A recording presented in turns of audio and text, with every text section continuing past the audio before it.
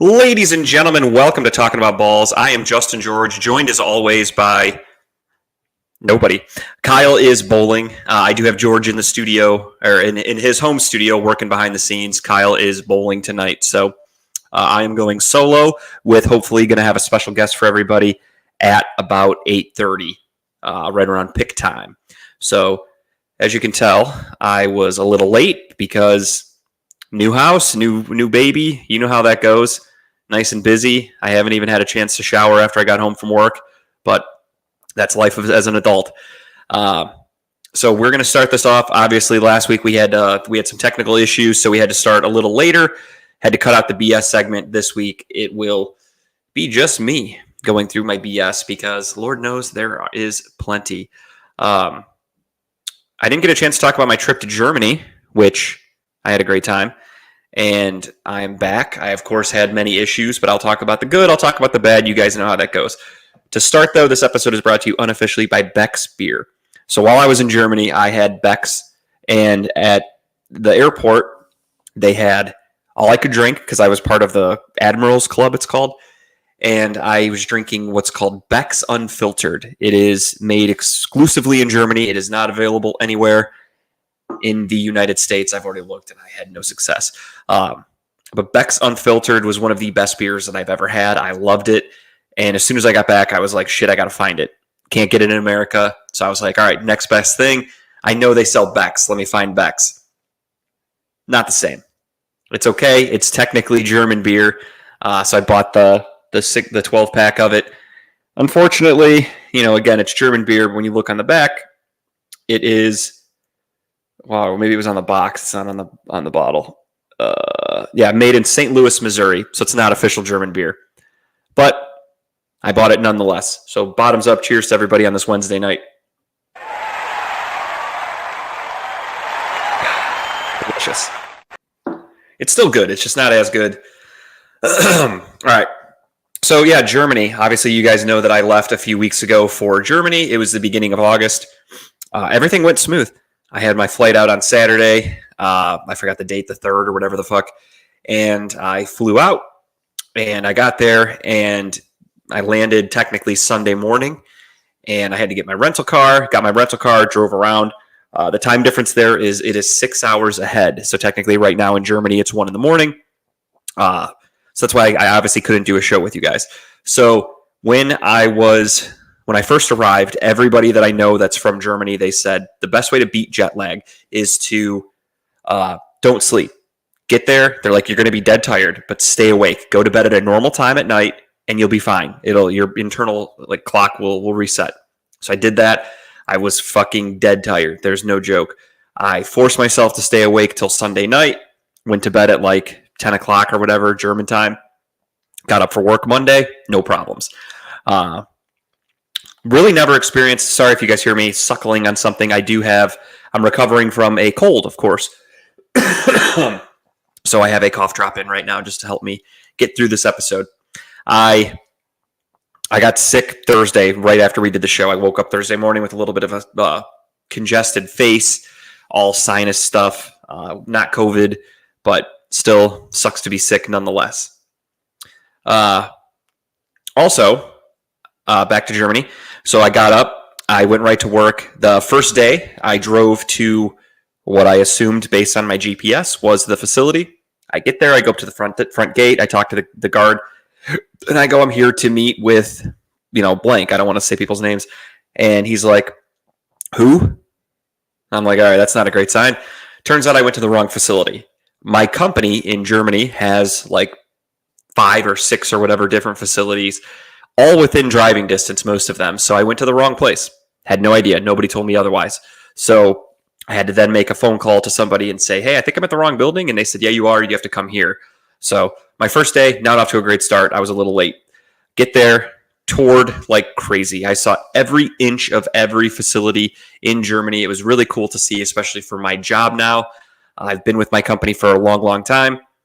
And to see my parent company, how everything's made, to see where the sausage is made, as the kids say, was really cool. It was a really nice experience. I got to see everything. Seeing people that I've known, because when I've been with the company for almost 20 years, they have sent people here from Germany that have gone back to Germany who were just here for, a year or two or whatever. And as soon as I got there, I reached out to all those people. So I was able to go to dinner with a bunch of people. I did some sightseeing. I went to Frankfurt is where I landed. I went to Dusseldorf. I went to Cologne. I went to Plettenberg. I was all over the place. I went to as many places as I could. I had a really good time. I ate at some really good restaurants. I had some great German beer. Turns out my favorite beer from Germany technically is not from Germany. It's from Denmark. It's called Carlsberg. It was delicious. The one great thing about Germany is everybody there, for the most part, speaks English, which was really, really nice. And the only issue that I really ran into, if I'm being honest, was I couldn't read anything. So everything's in German, obviously. So you just drive by a building and you just look at the words and you're like, I have no fucking idea what that says. So that was for me, that was the hardest part. Other than that, though, it was really, really cool. I ate some great food. They have great Italian food there, really good Greek food. The German food even was excellent. I had some schnitzel and beer. They put hollandaise sauce on things, which is surprisingly delicious. I love hollandaise sauce already. And the fact that they put it on schnitzel, they put it on damn near anything. They're actually known for having pizza with hollandaise sauce. I didn't get to try it, though. Funny story. My first night, Sunday, a lot of things are closed on Sundays in Germany. I was told in advance. So when I got there on a Sunday, I just assumed, okay, everything's going to be closed. What am I supposed to eat? What am I supposed to do? I then go to my hotel room. It's like 8 o'clock. I'm starving. I haven't eaten all day. I go, okay, I'm going to order pizza. I find a website. It's all in German. I'm using Google Translate to try to help me kind of get through it. I make an order, and I'm like, okay, whatever. First night in Germany, I'm ordering a pizza to my hotel. I don't want to leave. I'm not familiar with driving here yet, even though it is normal. You drive on the right side of the road, just like in America. But still, I was like, I don't know where anything is. I don't want to drive. I'm just going to stay here and eat a pizza. Next thing you know, I'm sitting there. I order it. I pay. Hour goes by. Hour and a half goes by. I'm FaceTiming my wife in America. I'm like, dude, I'm fucking starving. I don't know where my pizza's at. All of a sudden, my hotel phone starts going off. I answer it. I'm like, hello. They're like, did you order food? I was like, yeah. And I'm thinking they're telling me that it's here. So I'm all excited. I'm like, hell yeah, I'm getting my money. The guy's like, okay, yeah, I thought he said he's here. So I hang up the phone. I grab my money to tip.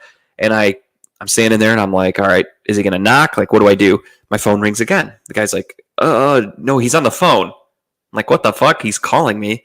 So I pick up the phone. The guy transfers me over. And the guy's like, hello, you ordered pizza? I said, oh, yeah, I did. And he's like, I don't speak English. I'm like, all right, but yes, I ordered pizza. He goes, out of pizza. I'm like, what? You're out of pizza? What the fuck? And the guy's like, I can give you something else. And I was like, at this point, I'm hungry, whatever, it's fine. So I'm thinking he's going to like make it up to me, make me a nice, whatever. The place had everything. They had French fries, they had chicken tenders, wings, subs, they had everything. So, okay, so no pizza, no problem. Make me whatever. The motherfucker shows up. He gives me 2 orders of cheesy jalapeno fries, which are way too many orders of fries for one person, and a bag of rolls. That was what he substituted my pizza for. And didn't give me any refund, anything like that. So that my first night in Germany, my first meal was French fries with cheese and jalapenos, which I only ate 1 order because who the fuck could eat 2 orders of that, and a bag of rolls. That was my first introduction to German food. From there, I, again, got up Monday, had a great time, went to work, saw a bunch of people, had everybody there, that I knew. They're all like, oh my God, we got to go out. We got to go drink here and eat here and do this and do that.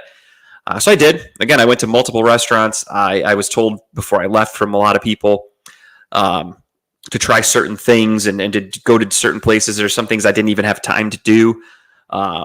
But I had a really good time, and I mean, there weren't really a lot of great details. During the week, it was pretty straightforward. I'd go to work. I'd get out of work. There I was working 9 to 5, which I'm not really used to. Here in America, I work 7 to 3:30. So I have a lot of time in the evening. There, it wasn't the same. I'd work till 5, get to the hotel at 5:30, take a shower, 6 o'clock-ish.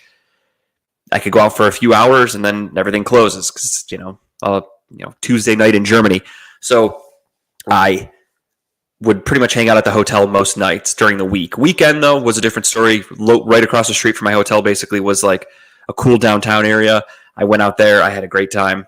There were bars, restaurants. I tried to eat and drink as much as I could in these cool places. Ended up meeting people. Of course, people would learn that I'm from America, so everybody would want to talk. And then I'd go out another night, and people would look and be like, "Oh, America!" They would recognize me and like yell for me. It was cool, though. Everybody was super nice. I honestly had a really good time. The first Saturday, however, I went to Cologne, which is about an hour away from where I was staying in Hagen. And I get there. I only go specifically for one reason. So before I left, my sister asked me, she goes, will you buy me a Louis Vuitton purse? Because they're cheaper in Germany. I Googled it. Couldn't find that anywhere. I'm fact checking it. I'm trying to do as much as I can. I can't find anything. And then I talked to some of my coworkers who are German, and they go, actually, yeah, that's true. It's not only cheaper, but then you get a refund because you're taking it to America. So they'll give you all the taxes you pay in Germany. You have to pay 19% tax. When you come back to America, you can check it at the airport, and they fill out a paper and approve it, and you mail it, and you get your 19% back. So for a $2,000+ Louis Vuitton purse, I'm getting hopefully $200 something back in a refund. I mailed it out. They have to approve it and send it back to me. But the problem, though, was I go to Cologne. Again, I'm completely first time there. I'm by myself. I'm walking through. It's crowded as fuck. It's a huge shopping area.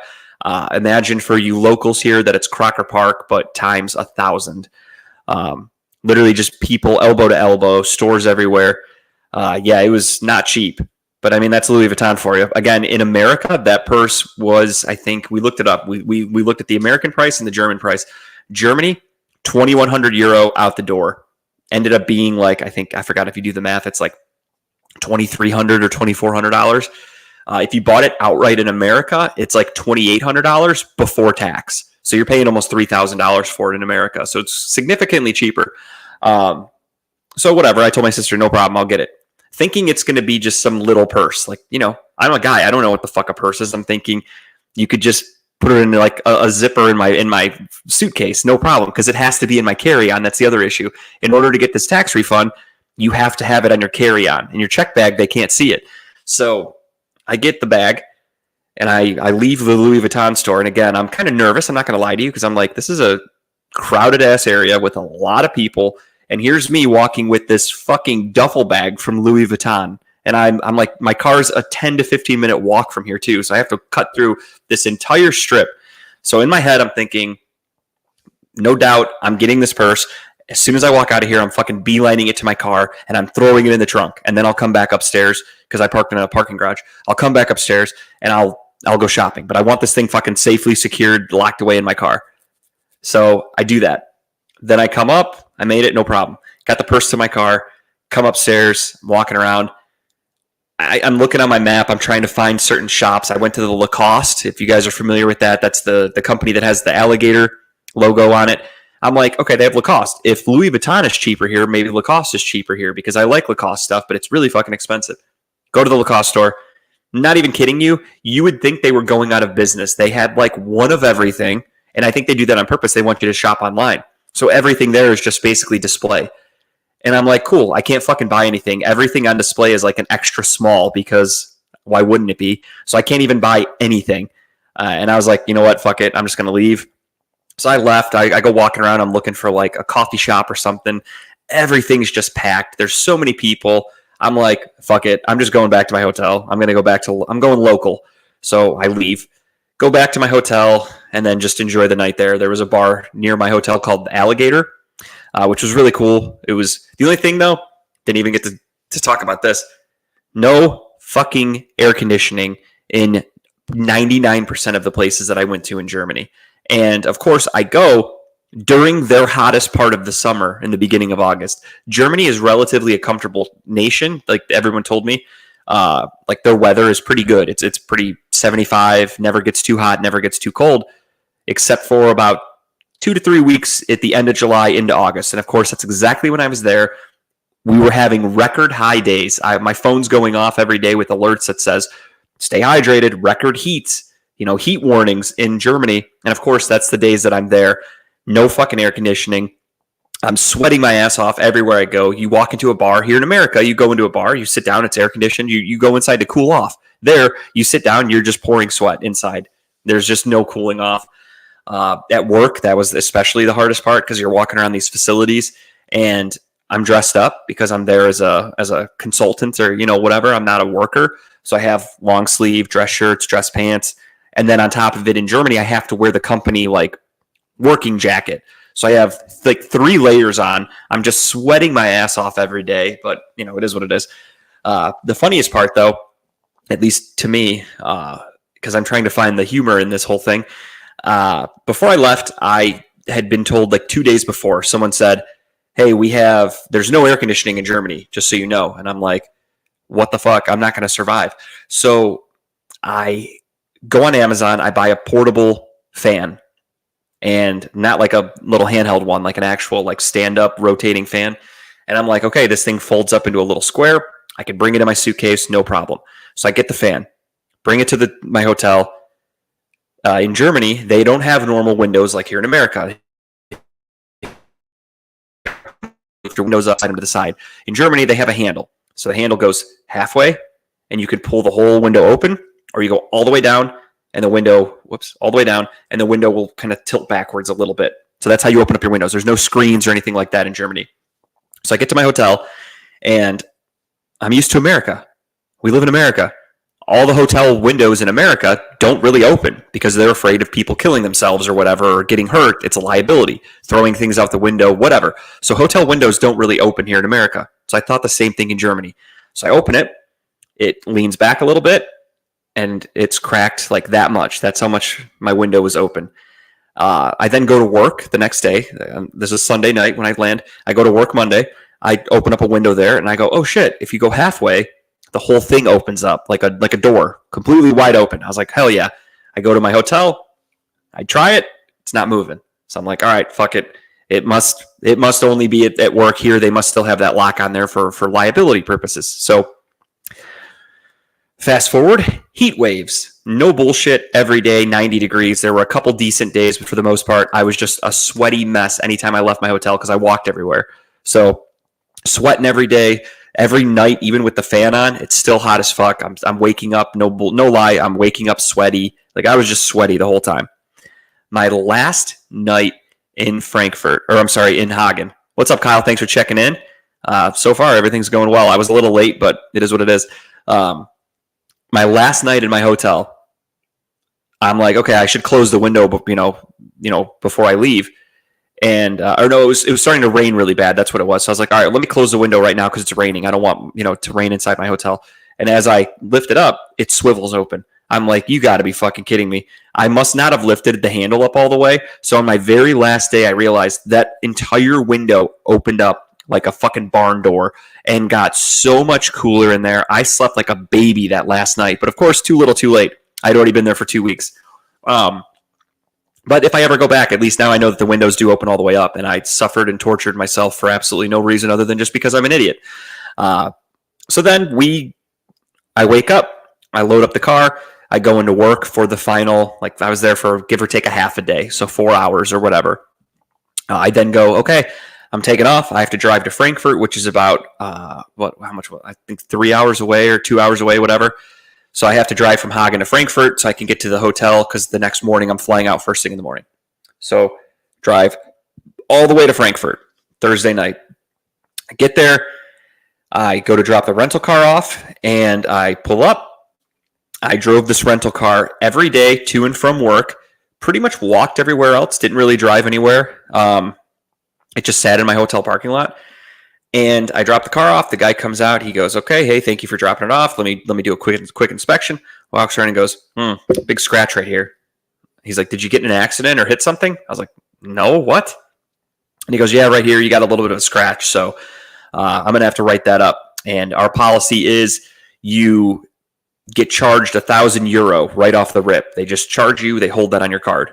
Okay, whatever. And the guy even goes, That's a scratch, though. It's not going to cost €1,000. I'm like, all right, whatever. This is annoying. I'm like, I definitely didn't hit anything.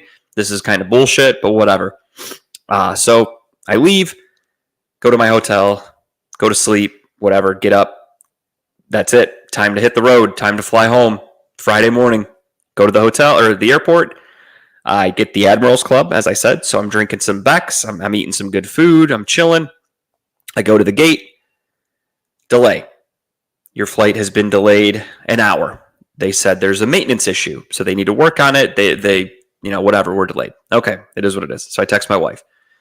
Meanwhile, my flight is from Frankfurt, Germany to Charlotte, North Carolina, meaning that I have to be there in time for my layover for my return flight.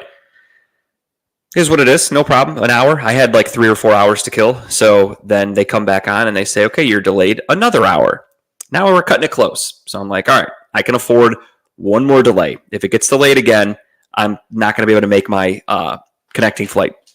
So lo and behold, they come on again. They say, yep, we're delayed again. If this interrupts with your connecting flight, we'll go ahead and get you, we'll change your flights for you. So I have to go up to the gate and I tell the lady, I said, okay, my connecting flight home from Charlotte's not going to happen. What can you get me? And she goes, okay, we have a later flight at, 8 p.m. Get you home at 10 p.m.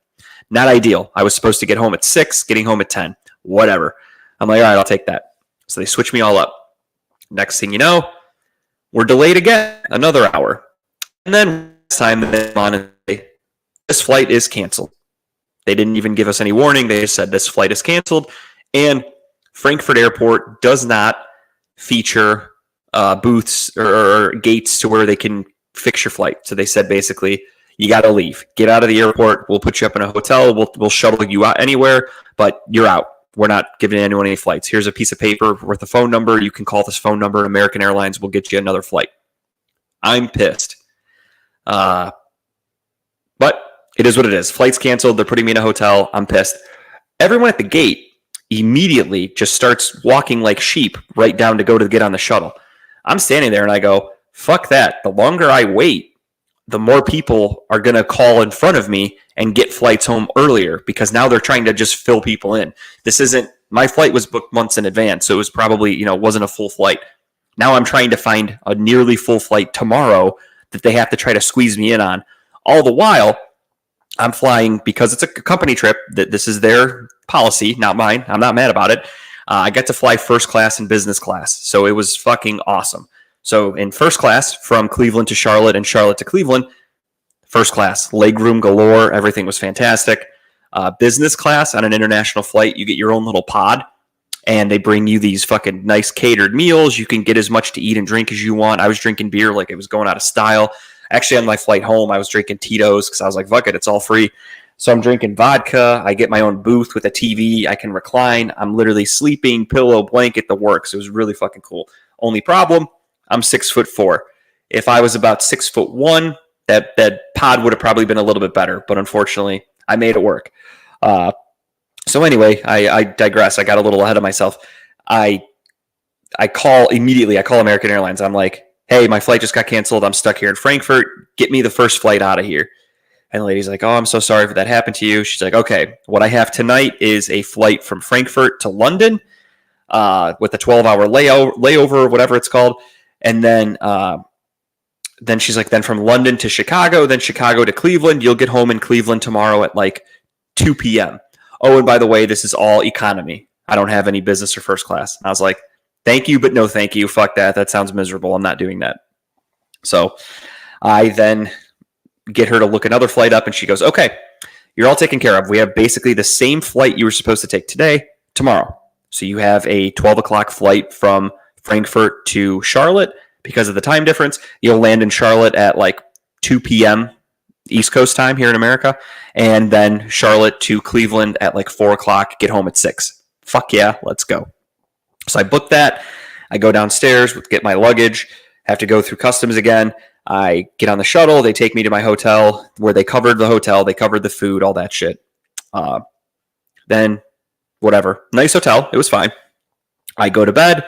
I wake up. I woke up early as fuck for whatever reason that day. I woke up at like 5 a.m. and all of a sudden I get a text. and it says, your flight has been canceled. You are now set to fly home on Monday. And I'm like, what the fuck? They just went ahead and canceled the flight, changed my flight without asking, and I am livid.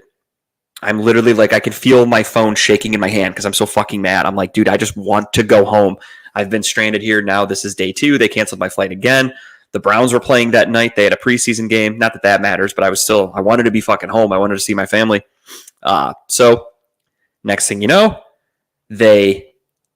I get a hold of customer service, and they're like, okay, we have a flight tomorrow. It is from Frankfurt to Dallas, then Dallas to Cleveland. Different flight number, everything. Because what happened was the flight that got canceled on Friday was the same flight and airplane they were going to use on Saturday, and it still had mechanical issues. So the airport said, we're not using this plane, cancel this flight. So that's how that flight got canceled twice on me. So then I went from supposed to be coming home on Friday to then coming home on Sunday. So I took the flight. Everything was fine. It just sucked. It was a long travel day. Basically, it was almost 24 hours of travel because I had to get to the airport at, I think, like 8 a.m. in Germany, which is 2 a.m. in Cleveland. And then I think, or maybe it was earlier than that. No, I got to the airport, at like 7. So 1 a.m. in Cleveland. I didn't get home to Cleveland till like 11 o'clock. So almost a 24-hour travel. It was long, but made it home. Fine. Just long. I'm chunking. Then I wake up Monday. I took off work because I called my boss. I'm like, dude, I'm traveling for 24 fucking hours. I'm going to be exhausted. I need to get some sleep. I'm going to be jet lagged. The works. I wake up Monday. I sleep in a little bit, and I get an email from the rental car company. And I'm thinking, okay, they took care of the damage that they claimed. So I'm like, here we go. Let me see how much I owe. And then they go, oh, you got a ticket. You got a camera ticket for going 60 and a 50. And just because you were in a rental car, we had to alert the police who you were. So for that, we charge you $30. This is not your ticket fee. This is just a fee you have to pay us. So I had to pay them $30 for snitching, basically. And I still haven't been able to pay the ticket. I reached out to the whatever, I don't even know what they're called there, City Hall or whatever the fuck in Dusseldorf. And I asked them, I said, how do I pay this? You guys emailed me a ticket. I could clearly see there's a picture of me driving the car. I'm not denying it. However, there's no English on there. I can't translate anything. I don't know what I'm supposed to do. I tried to type in the password and the information that they gave me to try to pay the ticket, and it tells me that it's invalid. So I don't fucking know. I reached out to them one time and I said, I'm trying to pay this. It's not working. If it doesn't work, I'm not trying again. So this is on you now. I haven't heard back from them yet, so I'm not pushing the envelope. I also don't know when I'll ever be in Germany again, so I'm not really too worried about having a traffic ticket on my record there. But we'll see. So that was my Germany trip, and then again, I get home. I have to move. It's one thing after another. Literally land, and we are moving. We get the keys to our new house, 2 days after I got home. So get home. Jet lag fucked me up for my first week back. I'm not going to lie to you. Getting adjusted back to being in America was tough.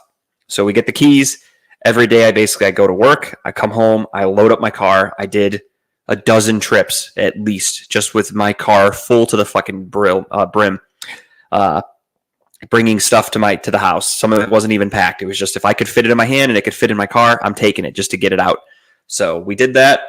I rented 2 U-Hauls. I rented one on a Monday.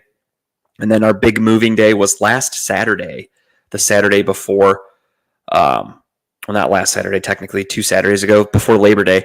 And we moved. Thank you to everybody that helped. It went really well, went pretty quick. Got the house cleared out.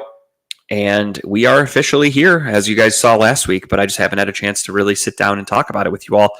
The house is awesome. I love it. I still need to get myself a riding mower because there's a lot of yard here. We're still trying to settle in, as you probably can't see, but I did get a new chair, which doesn't squeak, so I'm very happy about that. Everything's still in boxes for the most part that we don't need, like clothes, dishes, food, all that shit. We're all settled. It's more so just like everything in the office, like books and shit that we don't use every day is still in the box. We still have to put stuff together. It'll get done. It's not like we're in a hurry. We're going to be here for a while. So we are getting settled in still. Everything's going well. Um, Again, I woke up on Thursday not really feeling the greatest after last week's episode. It was all just a sinus thing, very congested. But, whatever. I'd been sick before. Wasn't COVID. Friday rolled around, same thing. I wasn't feeling the greatest. But the great thing about last week is while I wasn't feeling good, there were 2 football games to watch, which was fucking cool. The Thursday, Friday football games were great. Saturday rolled around.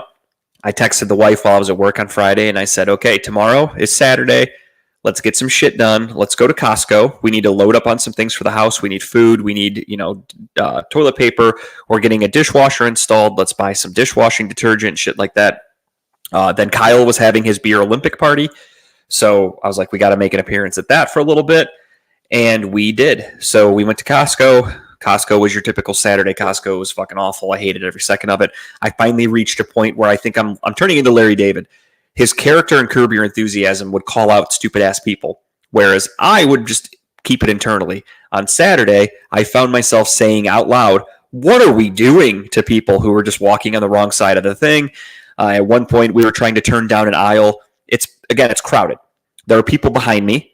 I'm turning down an aisle right after the frozen food section, and there's a woman and her, presumably, I'm assuming her mother, and I don't know, middle-aged. The mom's probably like 50 or 60. The woman's probably like 30-ish.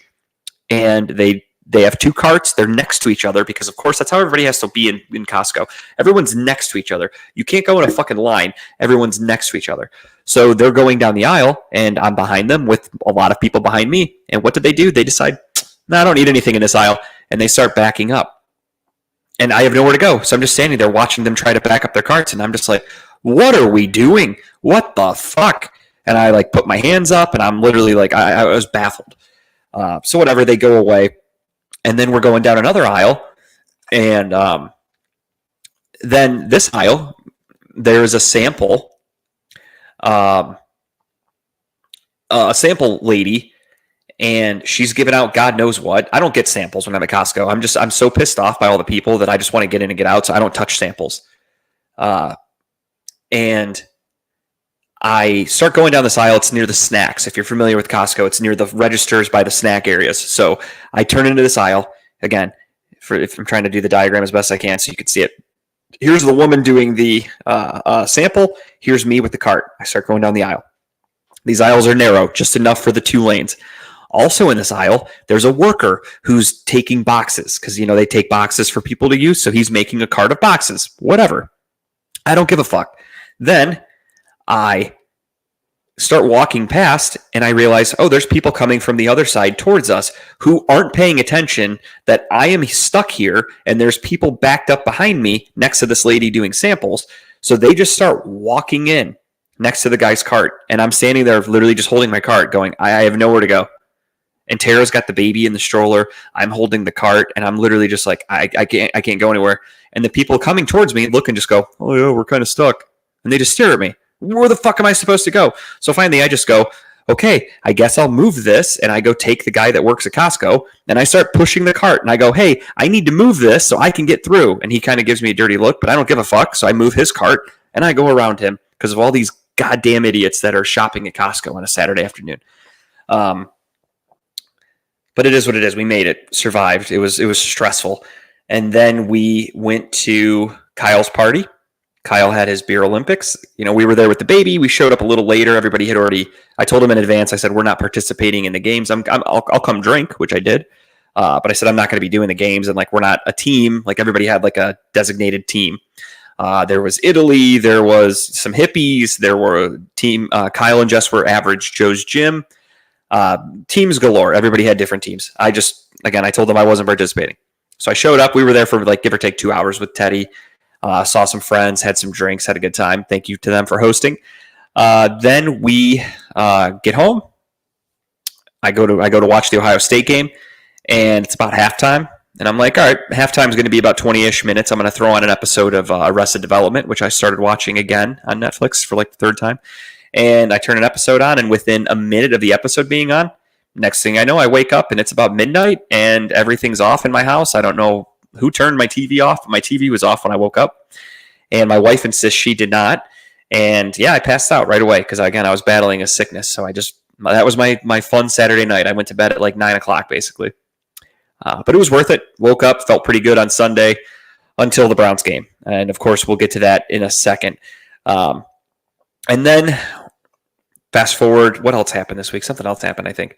Oh, yeah, then we got our dishwasher. First time as an adult that I have owned a dishwasher. I have lived in apartments. And then when we bought our house in 2018, it was her grandmother's house, small kitchen, did not have a dishwasher. Never did. So we didn't put one in because there was really, to be honest, nowhere to put one.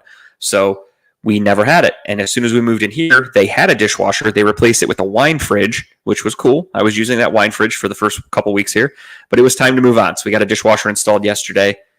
Boom. We're moving on up. Love it. Apparently it's a smart dishwasher. Don't even know what that means, but that's what my wife said. So we have a dishwasher. We are adults. And then that leads us to today. As you know, as I said earlier, Kyle is away. Kyle is bowling. As he said, he checked in from the lanes and he sent in his picks. I do have them via text. I'll get all that squared away. But with that being said, the biggest reason we're here today is to recap week 1 of the NFL. And of course, that starts with the Cleveland Browns. Cleveland Browns faced the Dallas Cowboys on Sunday. And I'm not going to lie to you. I was fucking excited. I had some high expectations during the week. I had been telling people, you know, you heard it on the show last week. The Browns are going to win. Look at the last year. The defense was the best in the league at home. At the time of the game, before it started, Dak Prescott playing on a 1-year contract. No guaranteed money, no nothing. He needed a contract. So he's a little, testy, if you will. CeeDee Lamb had just held out because he wanted a new contract, finally got it. Same thing.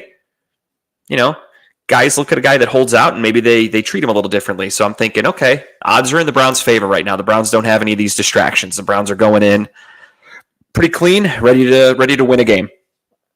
Game starts. I'm not going to recap step by step, but I am going to go over the first drive. Great. Browns defense came out there, shut them down, 3 and out, punt, done deal. Nice and easy, everything you'd expect. Then Browns get the ball. Drive down, kick a field goal. 3-0 Cleveland. I'm like, fuck yeah, this is a great start. If the defense can play like this, if we can get down, even if we only score a couple field goals, maybe 1 touchdown, easy win if the defense can hold up. Cowboys go down like it was fucking nothing. Deep balls, touchdown, boom, done deal, 7-3. I'm like, okay, not the end of the world. It was a fluke. Let's hope that doesn't happen again. And then the wheels fell off. It was ugly as fuck after that again. You're looking at 7-3 and you're thinking, okay, there's a chance. Obviously the game's not out of reach at 7-3. It's early. It's the first quarter. You have no problem. Then reality sets in. So there has obviously been a lot of negativity on this Cleveland team after their performance on Sunday. And of course, there's a lot focused on one individual person who I will, of course, address that issue. But really quick, I do want to talk about the positives of the game. So without further ado, let's go over those. No, I didn't freeze up. That was it. There was literally nothing positive to talk about. So that's why I didn't say anything there. That game was fucking ugly. The defense looked terrible. They started off. Myles Garrett did have a strip sack. The first drive, I think it was Shelby Harris had that. It was Dalvin Tomlinson had that huge sack on Dak Prescott. He crushed him. Like it looked like could be an injury type of sack. So he did that. I'm like, fuck yeah, this team is moving. They're rocking and rolling. And that was it. Everything kind of died after that. The game was never close. Realistically, the score looked like it, 33-17. It looked a little closer. But it was never close. The Browns were never in that game. They never had a chance. The number one thing I realized after the game is, of course, and I dealt with this a lot. I've always said Browns fans are idiots. So I am going to double down on that. Was Deshaun Watson terrible? Yes. I am not going to argue that. I will not argue that. Was the entire team terrible? Yes. The offensive line was trash. It starts and ends with your offensive line. If you cannot win in the trenches, it is hard to win in the NFL. Then, you want Deshaun Watson to go out there and have this great passing day. Okay, he's under duress because the O-line's playing bad. What can help open that up and give him some time? Run the ball effectively. Were they able to do that? Not a fucking chance. The run game was non-existent. So you have no offensive line, no running game, and then you want your quarterback to bail you out with that when he has no time to throw and no run game to rely on to open up the field. Dallas was able to just stack the box and say, fuck you, we know you can't throw. Well, no, not necessarily. So the O-line was actually no rookies were starting on the O-line, to be honest. They had Joel Bitonio, Ethan Posick, and Wyatt Teller, our three interior main guys. DeJuan Jones started at right tackle, he started a bunch of games for us last year. He's in his second year. And then at left tackle was James Hudson, who is not a very good left tackle, but he's been on the Browns for like 4 years now out of Cincinnati. So they did start, I won't say veterans, because again, DeJuan Jones has only been in the league this is his second year, but the other guys I consider veterans. They've been in the league for 3-4 years plus. Everything just looked terrible. And, again, it's easy to just blame Deshaun Watson and say, okay, he's the quarterback. They gave him all this money. That's the biggest thing. Everybody hates that he got that guaranteed contract. So that's the number one bullet on his back, or the number one target on his back. Everyone hates that guaranteed contract. So they expect him to just be great. And if he's not, he's a fucking bum. Then, of course, there's the allegations that he came into Cleveland with. There were the 25 or 6 women or whatever that accused him of things, which we'll talk about that because obviously there's more news regarding that front.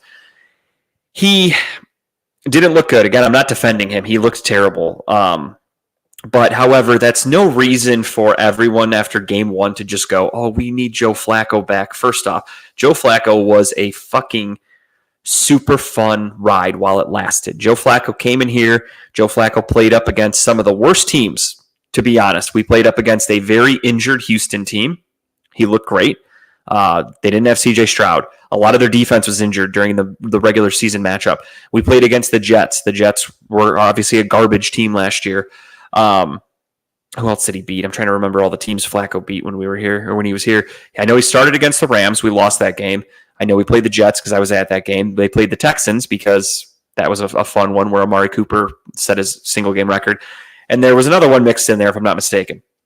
Then we went to the playoffs where shit started to count, where we faced CJ Stroud. And Joe Flacco threw 2 pick sixes, I think 3 interceptions total, maybe only 2, but still 2 of them were returned for touchdowns, which are pretty fucking important. Our defense played like shit. Everything was terrible. So everybody and their brother just went on and on about Joe Flacco and how Joe Flacco should be back here. That was part 1. Then, of course, they look at the stat sheet of the Tampa Bay Commanders game and they go, oh my God, Baker Mayfield. Oh, Baker, I miss you so much. The Browns fucked up getting rid of you. First off, you idiots. This is where I need to call you all fucking stupid idiots. When Baker was here, he played with this team. He lost the locker room. He was an immature person. He's gone on record to say that he needed to kind of get kicked in the ass when he got released from Cleveland or traded because he was immature. He needed to get that kick in his ass and mature. Because don't forget, and this is where Browns fans that love Baker don't ever mention this. Baker went to Carolina and sucked. So to act like we got rid of him and he was just fucking great off the rip, he went to Carolina and got released because he was so bad. Carolina was the worst team in football who were gearing themselves up to get the number 1 pick in the draft. Baker was a part of that. He got released. He went to the Rams where he played okay. He did have that one, Thursday night game that he got thrown in there. He was only there for 2 days. He looked good because, again, in football, he was a number 1 pick. Let's not take that away from Baker. He wasn't Brock Purdy or some guy off the street. He was a number 1 pick. He has talent. So he was able to go to a team in a new system against an opponent who has no tape of how he's going to work in that system. So, yeah, it's kind of tough for a defense. So he goes there, looks decent with the Rams. Nothing crazy. Becomes a free agent. The Rams go, see you later. No thanks, but no thanks. They didn't even want to keep him. So he had been let go by the Panthers, Browns, and the Rams before he ended up in Tampa Bay. Then he ends up in Tampa Bay, plays well last year. I'm not going to lie. He played well. I mean, they went 9-8. It's not like he set the world on fire. Yes, they won a playoff game against a very depleted, checked out Philadelphia team. I'll say checked out because Philadelphia had to fire their coordinators right after. It was a shit show. They went out. They made a trade for Johan Dotson. They needed some help. They went out and they got Saquon Barkley. They got new offensive and defensive coordinators. They made a lot of changes after that game because they checked out. They looked like shit. Then he goes to Detroit, And what does Baker do? What he does best. He turns the ball over because that's just what he did. He's a good, not great quarterback. If you think Baker would be on this Cleveland Browns team and making us a Super Bowl contender right now, I'm sorry, but you're just wrong. You're stupid. That's the bottom line. He did look good on Sunday, not taking that away from him, but that was against the Commanders. The Commanders are one of the worst teams in football. The Commanders, just 2 weeks ago, before the season started, released a huge chunk of their defensive players, many of whom were just drafted last year, because that's how bad the talent is on that team. They were cutting guys that had been in the league for 1 year because they were like, you suck, we're starting fresh. So they are in a rebuilding phase. So kudos to Baker Mayfield for playing very well against a very bad team. And also doing it with, Hall of Fame wide receiver in Mike Evans. Let's not mention that part. But I digress. I have gone on record now with people that I am not interested in even entertaining Baker Mayfield takes or Joe Flacco takes, because Joe Flacco left the Browns. And this is where, again, Browns fans need to stop being stupid. Joe Flacco left the Browns, became a free agent, and where did he go? He signed to be a backup because he's not good enough in the eyes of the other 31 teams in the NFL to be a starter today. He could start. I would say he's better than Daniel Jones, the way Daniel Jones is playing. They didn't sign him. He would start over Bryce Young. They didn't sign him. He could start on the fucking Raiders. They didn't sign him. And that's just teams off the top of my head. I'm trying to think of some of the other shitty teams. He could probably start maybe over Jacoby Brissett. Is ready to play in New England.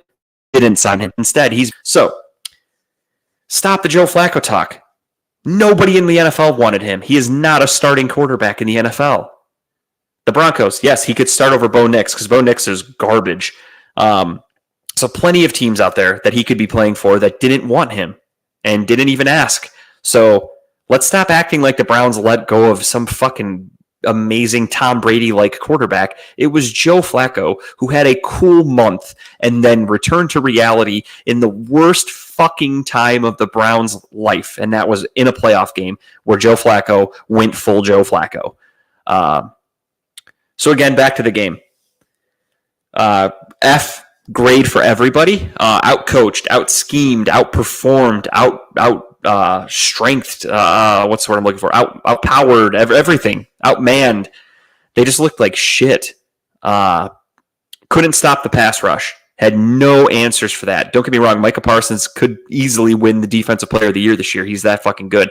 And that's another thing Browns fans, I'm assuming, don't watch a lot of other football. They probably don't even know who he is because they acted like the offensive line sucked against some shitty team. Dallas is one of the best defenses in football. Dallas last year was one of the best teams in football. They were a legitimate Super Bowl contender until Dak Prescott pissed down his leg in the playoffs against the Packers. But they were a good team. And they come into this year, still a pretty good team with a very good roster. They are smart. They surround the football. They make clean tackles.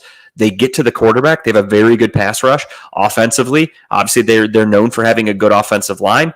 They have Dak Prescott. They have CeeDee Lamb. They've got a decent running attack with Ezekiel Elliott, who seems to have found the fountain of youth. They had Jake Ferguson, a decent tight end, until he got hurt. But overall, they have a very good roster. That's why the Cowboys are picked by a lot of people to be a Super Bowl contender. So yes, we got our asses kicked by one of the best teams in football. I'm not that mad about it. I'm mad. Don't get me wrong. I'm mad that we lost. I have a buddy. His name's Matt, close friend of mine. He's a diehard Cowboys fan. He's from Galveston. I think it's Galveston, however you say it, Texas. Lives in Virginia currently, but he is a diehard Cowboys fan because he's from Texas. So, yes, I talked shit all week. Yes, I was prepared to rub it in his face that we kicked their ass, but we did not. We got our asses kicked, and I had to take it on the fucking chin. And boy, did I. The one funny thing is I took it on the chin for my Jets fan friends until Monday night, where, my God, did they go radio silent. Because when the Jets lost to the Niners on Monday night, I let them have it in every fucking which way. If you could see the texts I sent them, I'm shocked they're still friends with me because I was brutal. Adam, what's up, dude? Thanks for checking in. Appreciate it. I'm just recapping the shit show that was the Browns game. As some key points that I've already made, Baker Mayfield is not coming back, and when he was here, he was not good. He needed to get released to mature. He needed to go to Carolina and suck and get released. He needed to go to the Rams to then not be asked back. He's been on 3 teams until he went to Tampa Bay. So he's gone. Joe Flacco, everyone keeps clamoring for Joe Flacco to come back. Joe Flacco was a free agent. Nobody wanted him to be their starting quarterback. There's a reason for that, people. Don't worry, you're not the only one. The team did too. That was a shit show. And then now we get to, again, everybody and their brother, of course, is just piling on Deshaun Watson. Deshaun Watson looked like shit, not defending that, as I said. He looked horrible, but the entire team did. So, yes, blame him, pile it on. That's completely fine. He's starting again on Sunday, whether you like it or not. That's kind of the only thing I have to say to people that are just trying to rip on him and just bury him as much as they can is just wait till Sunday, because he'll be there again. So if you're a Browns fan, you should be supporting your Browns players. At least that's just how I am. I've always been that way. I root for the name on the front, not the back. It's a little bit of everything, Adam. You've got the offensive line obviously was in shambles. They had no answer for Micah Parsons. As far as the play calling goes, when you couldn't establish a run game, you couldn't get your pass game going. We couldn't. There was not a lot of time in the pocket, so you can't develop long plays. The Cowboys knew that, so the Cowboys would stack the box. Basically, they're daring you to try to protect Watson to go deep. They're not giving up anything underneath, and they're not giving up the run. If you can get him time to go deep, it's there, and it never happened. We couldn't develop any plays. I know it was late and it was garbage time, but that throw that Watson had where he stayed in the pocket, took that fucking crushing hit, got the ball out to a wide open Amari Cooper who dropped it.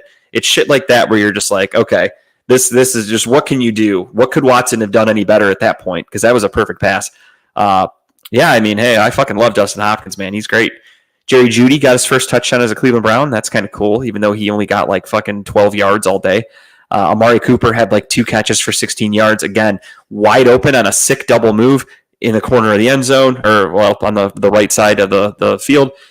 Watson hit him in his hands. It was a little overthrown, but for that, again, if you see the highlight, watch him take that fucking hit. That was ugly. He stood in the pocket, took the shot, dropped it in there for him. Amari Cooper dropped it. That's something Amari Cooper doesn't do. I don't expect him to do something like that again next week. The excuses from fans all week about how they should have played in the preseason, I don't think that really makes a difference, because the only people that really didn't play in the preseason were David Njoku, who got hurt, so not even a factor.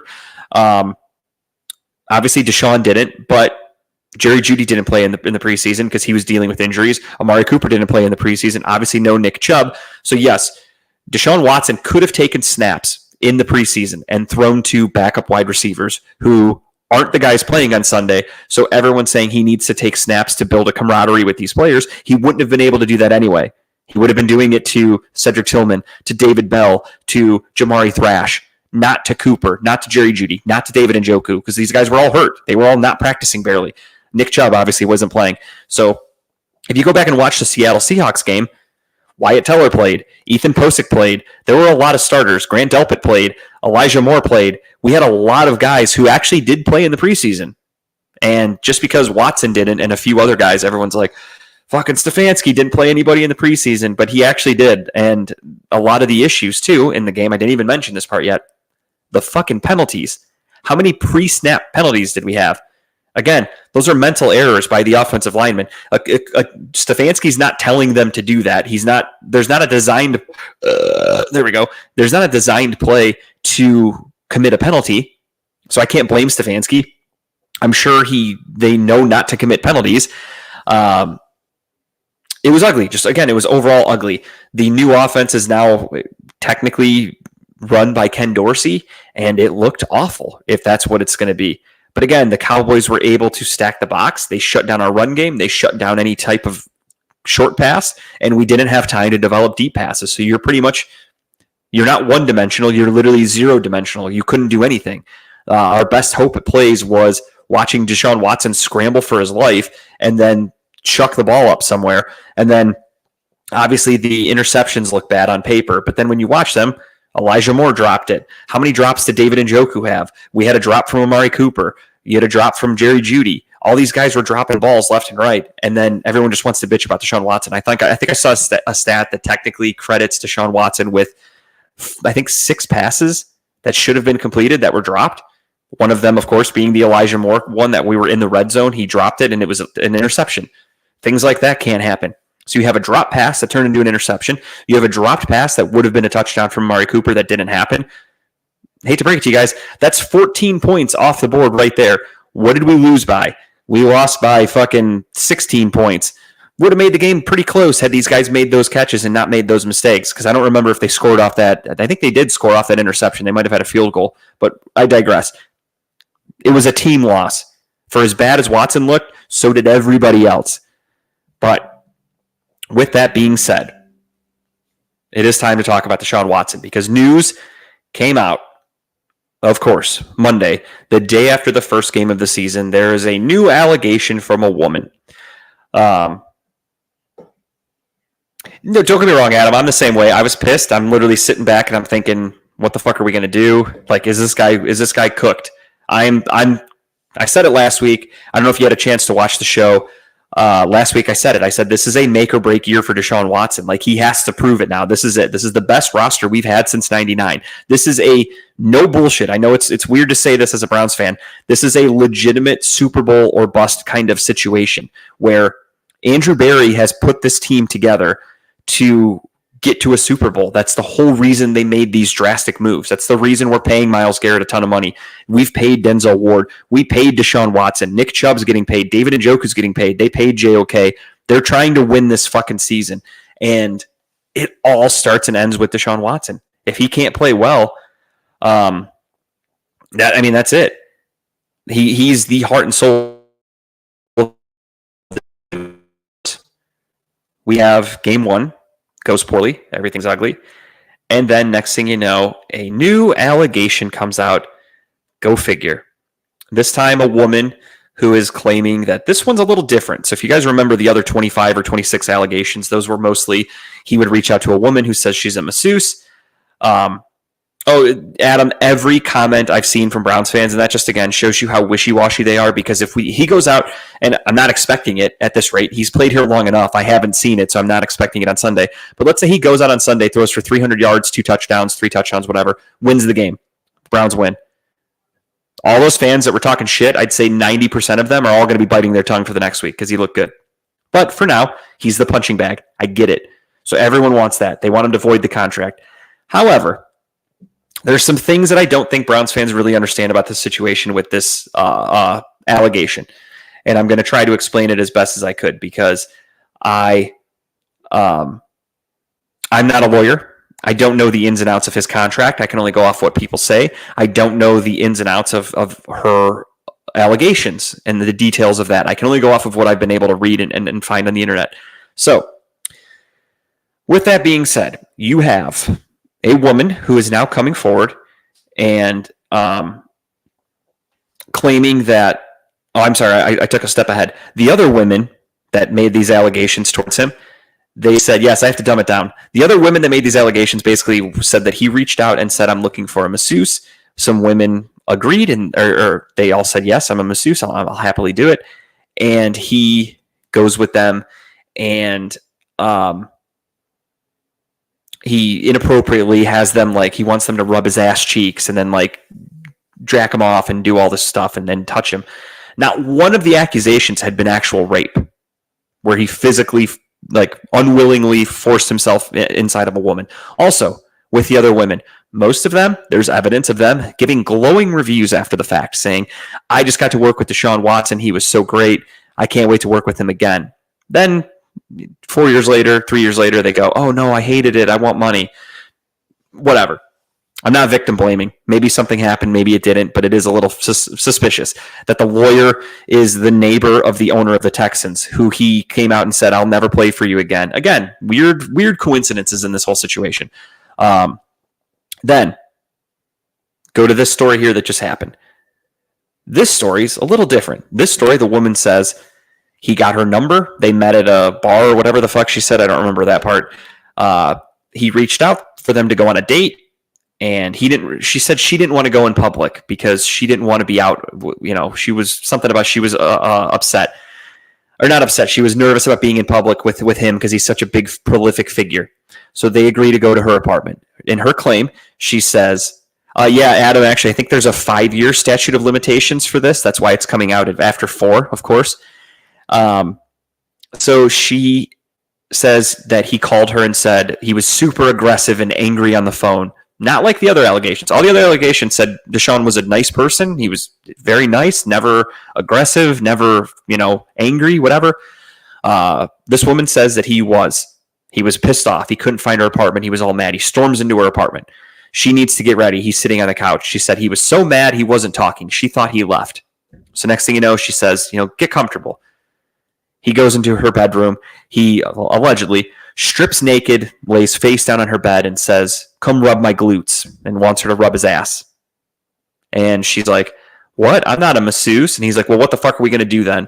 And then she claims that he grabbed her, removed her pants, and forcibly raped her in multiple positions, flipped her around a couple times, whatever. And then finally, she mustered up the courage to get away. So she then jumped off the bed, grabbed a weapon, not a weapon, but like an object, started swinging it at him, and he left. And that was the end of it. Sounds terrible. Sounds horrible. If you walk in and he's laying naked on your bed and you can't think of anything, you don't want to do it, why don't you just say no? I know it's easier said than done. But he's laying there. He's not grabbing you or forcing you to do anything. He's literally laying there, face down. You could just say no thank you. Then he again just rapes her. None of the other women claim that happened. None of them, the other women, said that he forcibly raped them or did anything like that. Like this woman said, like violently. Flipped her around into a couple positions again, and then she got up yelling and kicking him out. But they were at an apartment, was my understanding. I've lived in apartments. Unless you have concrete walls, nobody heard this. There was no yelling. There was no cops involved. There was nothing. He just raped you. You yelled. You attacked him or tried to. And then he just got in his car and drove away. That's it. That's the end of it. Say what you will. Interesting timing that it came out a day after the season started. Interesting timing that it came out 4 years later. Interesting that she's pressing civil charges for a lawsuit, not criminal charges. Interesting that today her lawyer, Tony Busby, who represented all the other women, who is neighbors to the McNairs, who own the Texans, who then put this out there today, and he made a post today basically saying like, "Oh, we're gonna get you. We have, this one's a strong case," something like that. But I lost my train of thought, if I'm being honest. I had a really good point that I fucking forgot because I got a text, and it's about Deshaun Watson, ironically enough. But they're claiming that he actually raped this woman. Oh, I'm sorry. The point that I was going to make.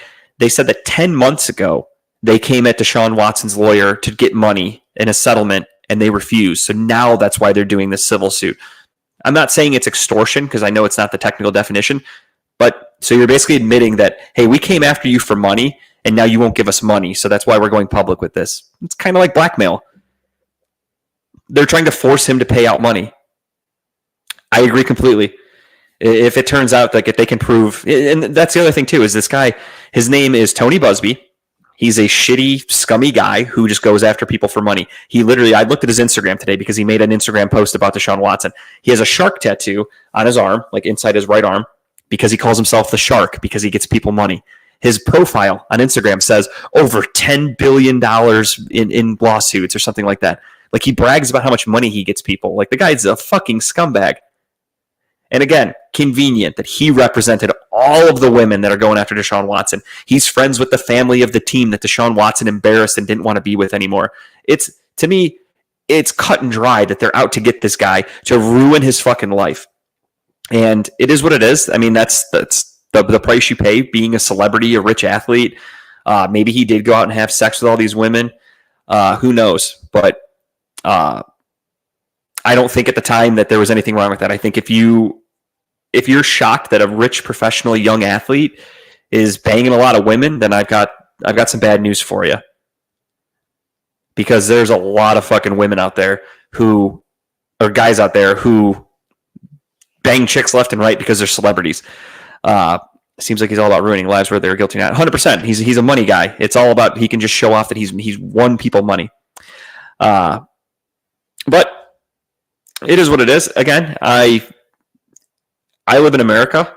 I follow the belief of innocent until proven guilty. not the other way around. We live in a current day and age where it's guilty until proven innocent. It's strange to me that just because there's an allegation, everyone's just like, he should be in jail, he should be out of the league. Like, isn't that why we have a legal system? Am I crazy? I don't know. But we'll see. We'll see what happens with the situation. They came out today, and his agent made a statement and basically said the claims against Deshaun are false. We're looking forward to all this being exonerated or whatever. Like, there's no weight to this. And then Tony Busby came out and he's like, oh, we've got some good evidence on this one, and I look forward to this being in front of a jury and shit like that. So he's making it into a spectacle. And again, what I find really disgusting about this Tony Busby guy is Deshaun Watson's lawyer. They made a statement. Pretty basic. You make a statement, send it out to the news outlets, everyone can tweet it, whatever. Tony Busby sees that statement. Tony Busby then puts a picture of Deshaun Watson on his Instagram in this long post about how they're coming after him and how this and that. It's like, if you're defending a woman who was allegedly raped, who won't give her name, she's Jane Doe. She's claiming she was, again, aggressively, forcefully raped. And you're then making an Instagram post about Deshaun Watson. I find that super unprofessional and just fucking weird. At this point, it almost seems like it's not stalking, but it's like there's definitely Busby's just going after Deshaun Watson to go after Deshaun Watson. They didn't mention Tony Busby at all in the statement. It was very professional and just, Deshaun denies these allegations, blah, blah, blah. And then he makes an Instagram post about him. I do remember Oakley from Baylor, that rape,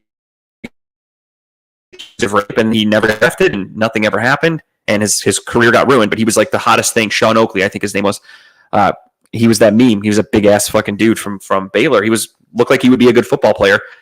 Wasn't. But again, it's hard to say because yes, a guy could have all the talent in the world, but when things like this are happening to you, when you're accused of rape, when you're the punching bag on social media, when everybody just wants you to suffer and everybody hates you, probably wears at you mentally a little bit. And I think it's safe to say that that's happening with Deshaun Watson. I don't think Deshaun Watson forgot how to play quarterback. He was really good in Houston.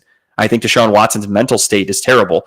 He has been sued multiple times. He's, again, the butt of every joke. Any post about Deshaun Watson, there's a million comments of just people calling him a rapist and a pervert, and he should be, in jail, and just disgusting things. And then on top of it, the game happens over the weekend. He posted on Saturday or Friday night, his dad passed away. His father died on Friday. One of his teammates from college and friends on Saturday died. And then he goes and plays a game on Sunday, looks like shit. Everybody just posts about how much of a piece of shit he is, how much of a bum he is, how much they hate him. Then he gets accused of another accusation. And it's just like, dude, this guy's life is rough. I don't care how much money you have. That's got to be tough mentally. There's no amount of money that's going to, you're a social pariah at this point. Like, yes, you've got all this money, but anywhere you go, people are going to just hate you, basically. Whether you're innocent or not. That's the other thing, too, is, again, we live in a nation now where it's guilty until proven innocent, which is fucked up. Because, again, so far with all these allegations, there's been no evidence that he actually did anything wrong. And it doesn't matter. Nobody cares. They're just going to keep going with it. So there's actually a story here, so let's go. I just saw it from Pro Football Talk. That's what got me distracted. Came out an hour ago. On Monday, a new lawsuit was filed against Browns quarterback Deshaun Watson after initially declining comment on the matter. The NFL announced on Tuesday that it is exploring the complaint and will review the matter under the personal conduct policy. So what happens next? Here's a look at the next expected steps. NFL investigation. The review will presumably include an effort to identify and communicate with the accuser who filed the lawsuit under the Jane Doe pseudonym. Because the league has no subpoena power or other devices for compelling cooperation, the case goes nowhere if the accuser won't talk to the league. Attorney Tony Busby becomes the most critical figure in that analysis. If he recommends cooperation to his client, she likely will. If he recommends against cooperating, she won't. The investigation will focus on corroboration of the allegations, starting with confirming that Watson did indeed go to the accuser's apartment on October 10th. The Texans hosted the Jaguars the next day. So she's accusing him of going to her house the night before a game. It will explore whether and to what extent she told others about the incident after it occurred. At some point, Watson will be interviewed. After the investigation concludes, the league will activate the in-house process for proving a violation if the league believes a violation has occurred. hearing. The 2020 collective bargaining agreement created an independent process for conducting a hearing regarding potential personal conduct policy violations. The apparatus was used 2 years ago when Judge Sue Robinson found that Watson had violated the policy in connection with 4 massage therapists who had alleged sexual misconduct. In the prior case, Judge Robinson found that Watson's strong denial of the allegations was not credible. The conclusion surely will echo into the next case if there is one. On that point, Watson will argue that the 2022 disciplinary process prevents another attempted punishment arising from similar facts. However, this case was not brought by a massage therapist. It, in essence, is a claim of alleged date rape. It could be difficult for Watson to argue that the NFL is attempting to take a second bite out of the apple. The apple seems to be wholly distinct. Basically, I won't read the whole thing. Basically, Mike Florio lives off of this. If you go back and look at Pro Football Talk, it's kind of interesting. I think Pro Football Talk, Mike Florio, he's from Pittsburgh, the area. When Ben Roethlisberger was accused of all this stuff, he basically, I won't say defended him, but did not talk about it as much as this. And Ben Roethlisberger was accused of like pretty detailed in public places. There were witnesses, events of rape. And Mike Florio didn't really, drag it on. Deshaun Watson, nonstop. He posts about him daily, posts about everything the league can do to get rid of him. He really got it out, really has it out for him, which is fucked up. But it is what it is. So we'll see what happens in that case. So again, there was another accusation, and it is what it is. The one funny thing about this whole situation, for those of you that haven't seen this yet, is there is a Twitter account that opened up called Leroy Bickerstaff that just became a Twitter account on Monday afternoon, and all they have done so far is defend Deshaun Watson. So everybody, of course, to rag on Deshaun Watson is just saying it's him, it's a burner account, no question about it. However, I'm a little bit of a sleuth myself. I like to do my research. I like to know things. I know too much about things that I shouldn't, things that are completely irrelevant to other people. But to me, I see something, I kind of take a mental note, and I don't forget it. There is a guy Kyle and I have talked about on the show multiple times. Never met him. Could be a really nice guy. I'm not trying to say anything to defamate his character or anything like that. His name is Chops. He goes by Chops on social media. I don't know his real name. I truly don't. CHOPZ. He got famous locally a couple years ago. He started running what they call spaces on Twitter. So on Twitter, you could host what's called spaces, where everybody could join, and it's like basically a group chat forum. So you go on there, and he would host these spaces. He got a huge following because of it. All Browns fans. He would go on there every night, after games especially, and he would host a space. And every day there'd be, if there was breaking news about the Browns, he'd be like, all right, tonight, space is 9:00, and they would fucking fill up, thousands of people. He'd get Ken Carman in there. He'd get local reporters. He'd get national media people. He was getting big. So he got this huge following doing all that. That got him a job with ESPN Cleveland, 8:50 a.m. He is their media department. I don't know what exactly his title is, what exactly he does, but he's part of their media. I know he posts their social media stuff and helps their social media branding. While doing that, he became connected with Deshaun Watson.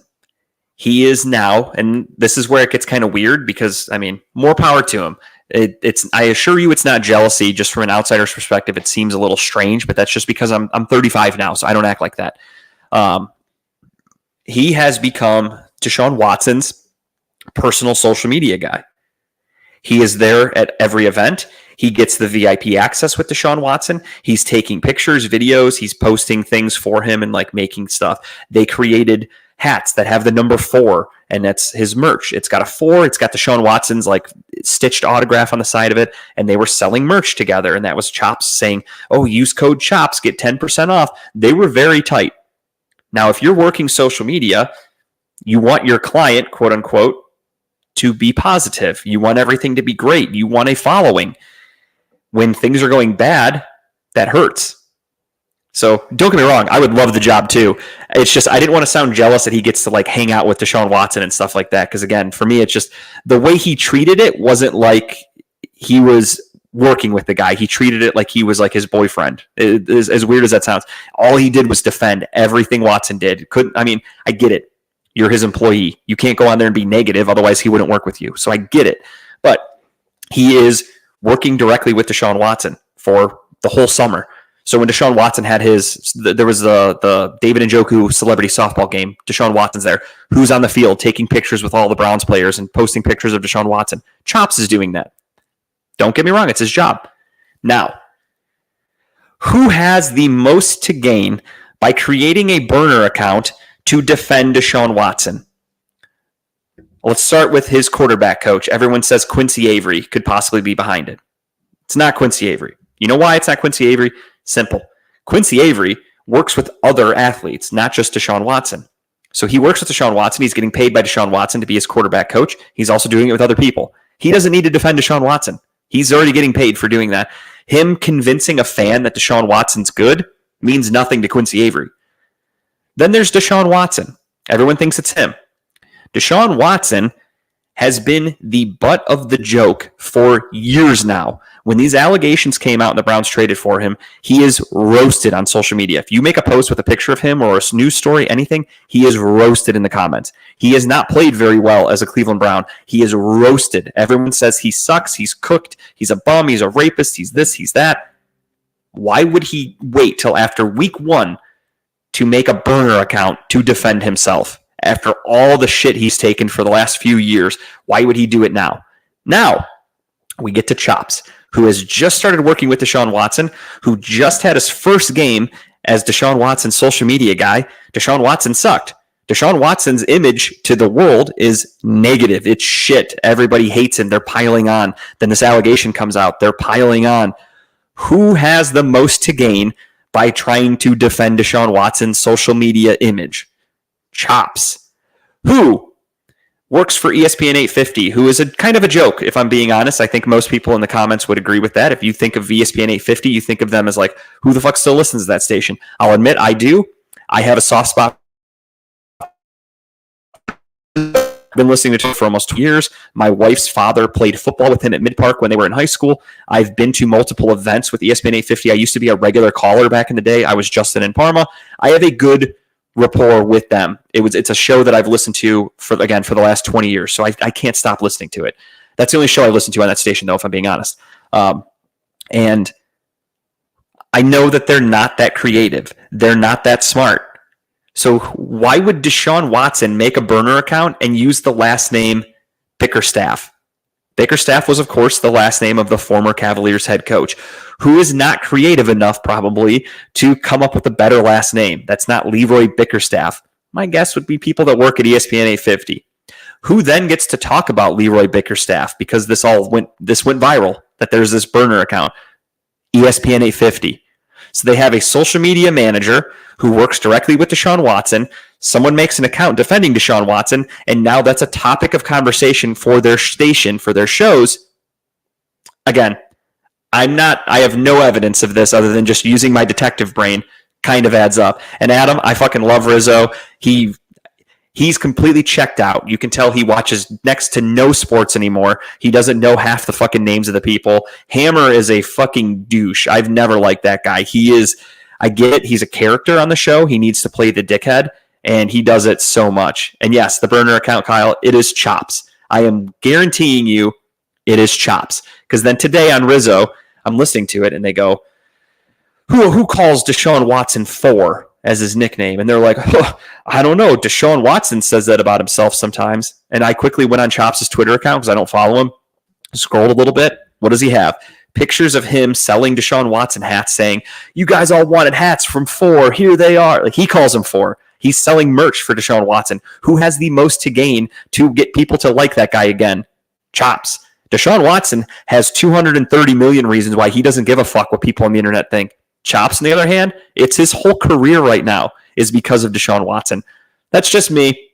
Say what you will in the comments if you agree, disagree, whatever. But for everybody saying it's Deshaun Watson, I've seen multiple people, not just me, post that it's him. I don't know if they're questioning him. But the funny thing is about Chops is after the game on Monday and the allegations came out, he has been radio silent. He has not said a word about Deshaun Watson since. He's only retweeted some things about like, oh, David Njoku's ruled out. This guy got signed from the practice squad. He isn't tweeting anything. On Sunday, it was like, hey, Deshaun played bad, but so did everybody else. It's a team game. He was tweeting shit like that. Then the allegations came out. Leroy gets made, and Chops is not tweeting actively anymore. kind of funny how that works out. I would rather send him to like fucking Iraq. Get him out of here. I don't even want him in this country. I fucking hate Hammer so much. But that's my 2 cents on the matter. I don't think it's Deshaun Watson's burner account. Plus, and again, this is just me. I've listened to Deshaun Watson talk. He's pretty well spoken, and the language, or not the language, the English being used in the tweets from Leroy Bickerstaff, they don't come off as genuine, if that makes sense. It seems like it's definitely somebody pretending to be somebody else, which would make me think it's chops. Again, I'm totally speculating. It just, the tweets don't seem genuine. The language being used in the tweets. Again, I'm just playing detective. For a living, I have to investigate claims from customers for their rejections and stuff like that. So I do a lot of research.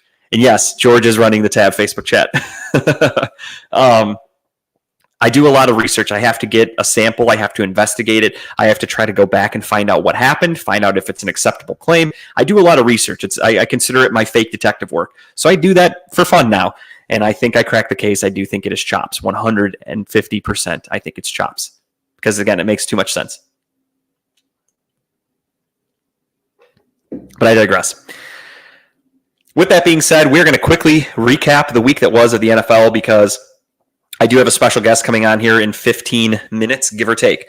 I didn't even have a chance to go over the scores for me and Kyle for week 1. Honestly, I've been so fucking busy and sick. So week 1, we have Kansas City that I took. That's a win for me. Kyle took Baltimore. That's a big old L. He starts off 0-1. Both had Philly, easy. Both had Buffalo, easy. Both had Cincy, not so easy. Both had Minnesota, gimme, gimme. Both had Chicago, gimme. New Orleans, gimme. Atlanta, no. Jacksonville, no for Kyle. Miami for me. Both had Houston, that's a win. Both had the Clippers, that's a win. I had Seattle, Kyle had Denver. I had Tampa Bay, so did Kyle. Both had Detroit, both had San Francisco. I had Cleveland 24-20, and I'm not going to lie to you, I forgot to write down Kyle's pick. I think he picked Cleveland, didn't he? He didn't pick the Cowboys. We're going to have to run that by Kyle because I took Cleveland, so I'm giving myself an X, and I apparently didn't write down Kyle's pick because it was right at the end of the show. So we're going to have to go back and check the tape.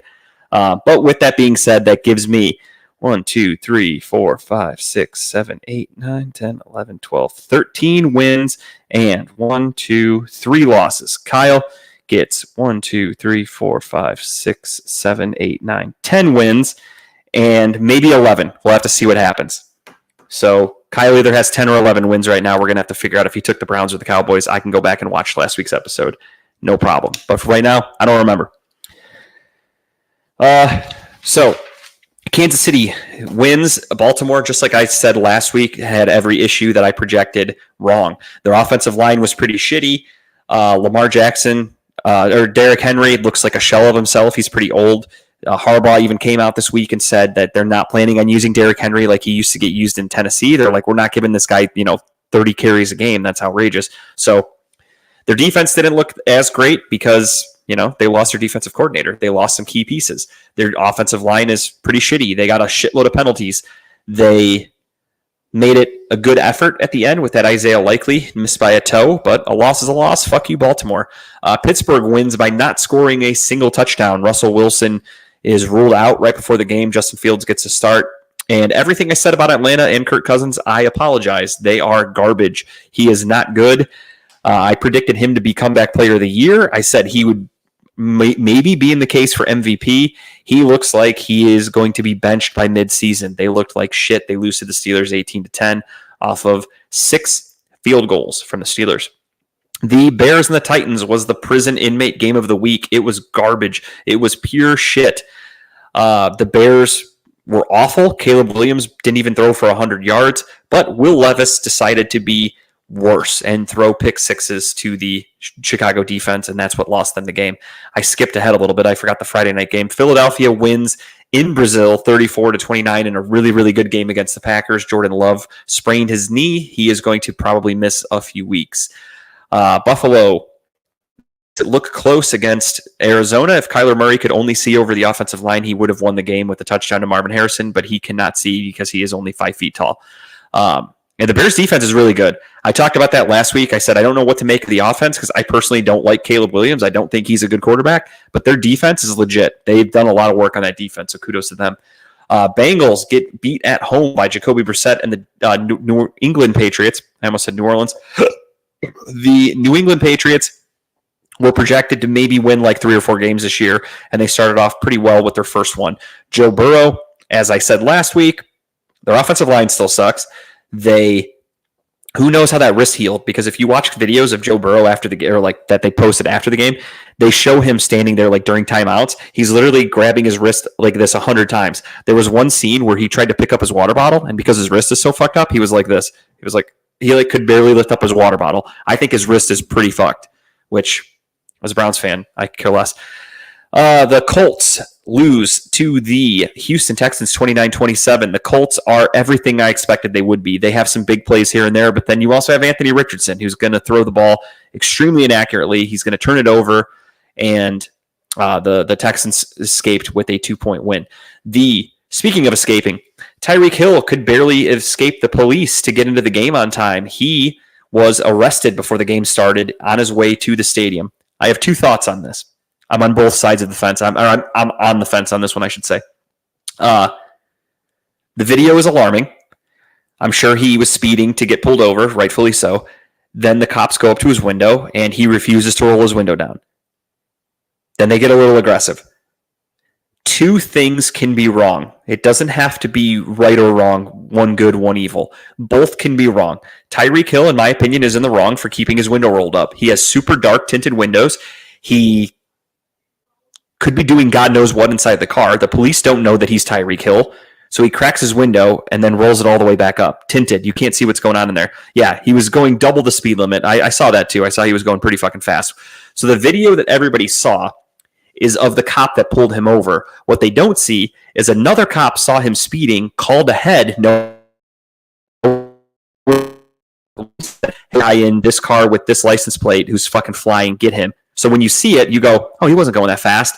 That's not why he got pulled over there. It was because of what he did earlier. And then again, they knock on the window. He won't roll up his window. If I'm a police officer in this day and age, I don't know what the fuck a guy's doing in there with these tinted windows. He could be pulling a gun out. He could have a gun ready to just fucking blast me away. People are crazy. You can't feel safe in the middle of the day, especially in fucking Miami. So I get the cops being a little aggressive, but then when they finally got him out of the car, then they did go a little too far. He was detained. He wasn't running. They're out there like fucking hitting him and tackling him and like making a scene.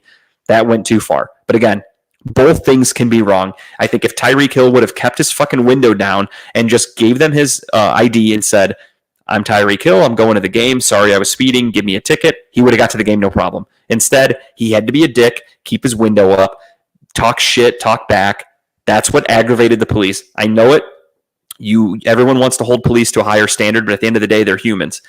Humans have emotions. Humans get triggered. I'm not saying it's right, but look at any video of somebody that works in like a fucking fast food place that throws a fit and gets argued with a customer. A police officer, yes, they have training. They're not expected to do shit like that, but they're human. If they lose their cool, they lose their cool. I'm not condoning it, but both people were wrong in this situation. But the Dolphins do win with a last-second field goal, 22-17. The Browns, of course, play the Jags on Sunday, so we'll see them soon.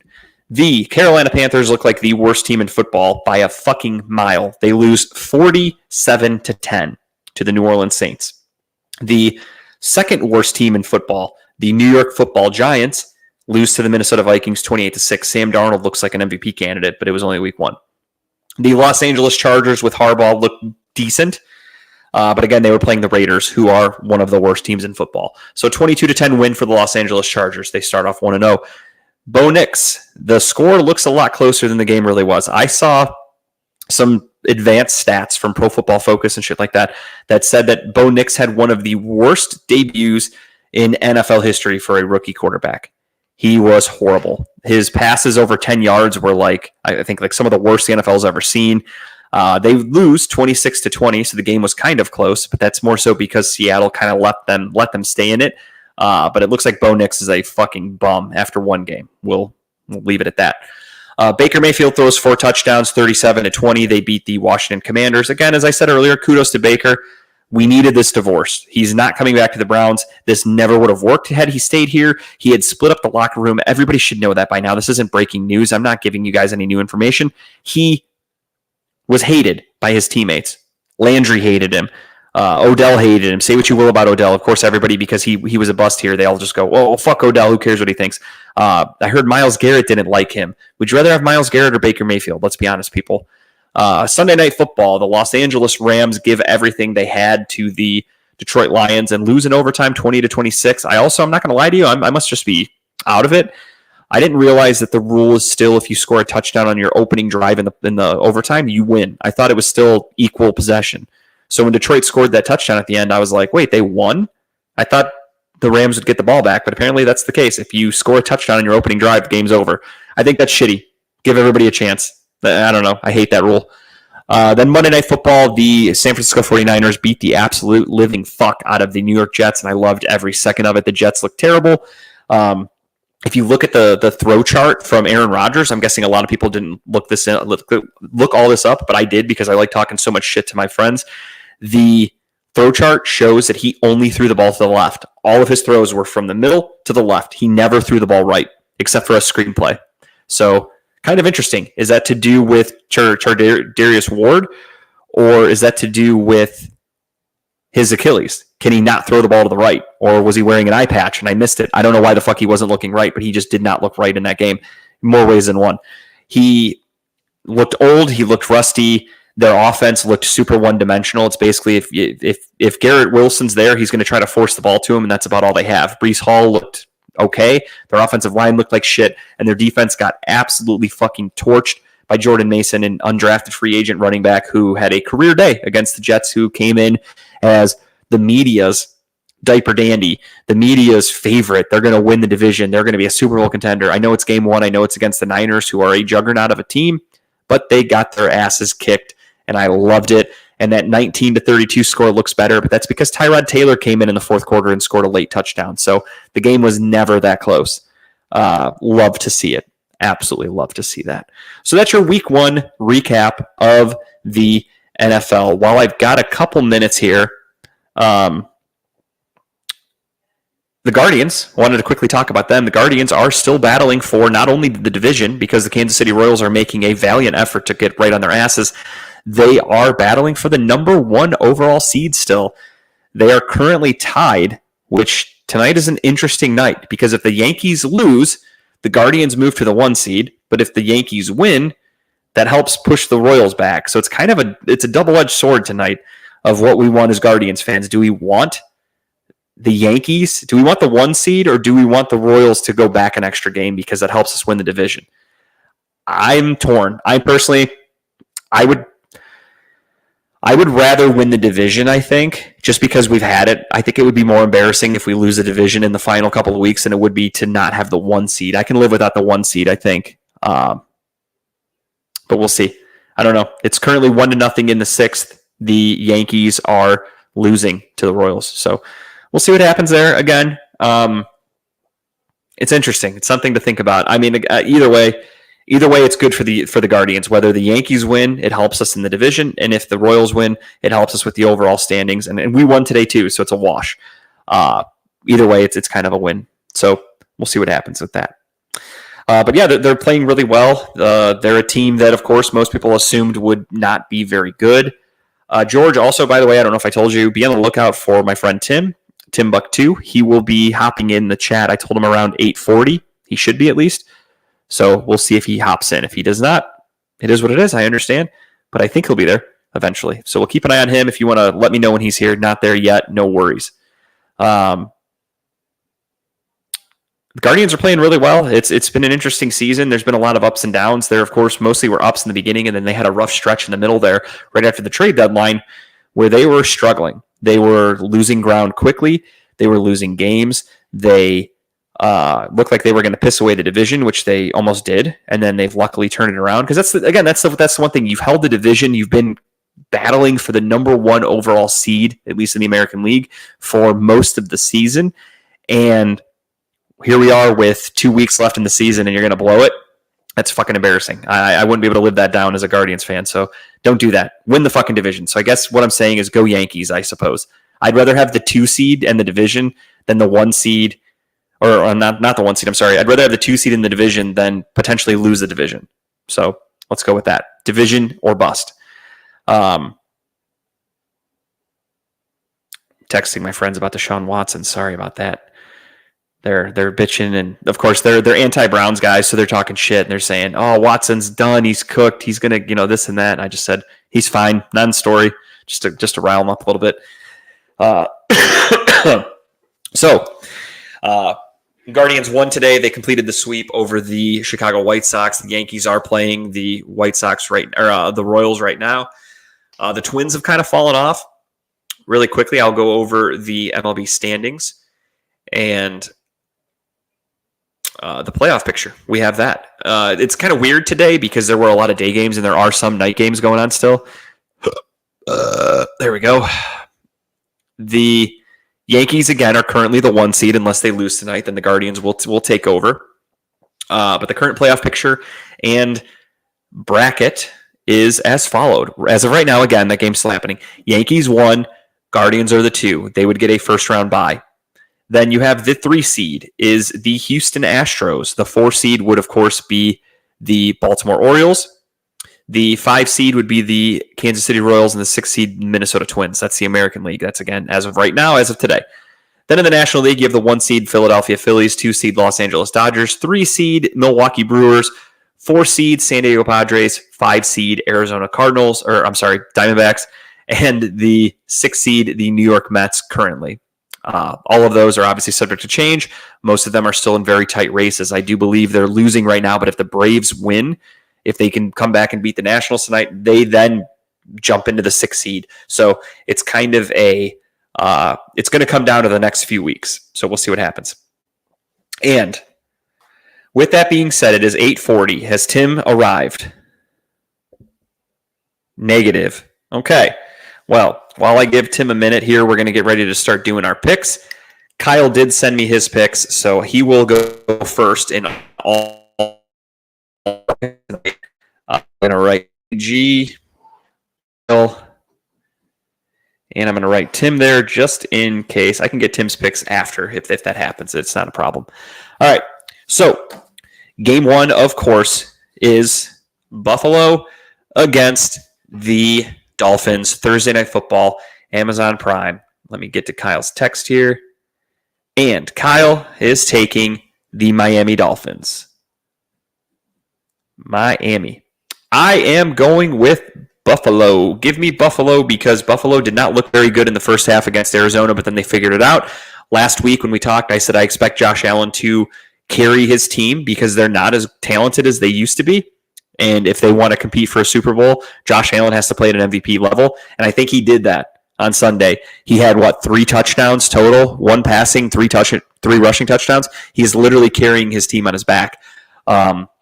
Miami looked okay against a Jaguars team who's not as good as the Bills, in my opinion, and they struggled. They needed to come back from a 14-0 deficit. They had to win at the last second.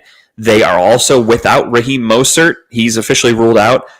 Devon Achane, however you pronounce his last name, their other running back, he did not practice today, which is not a good sign for the game tomorrow.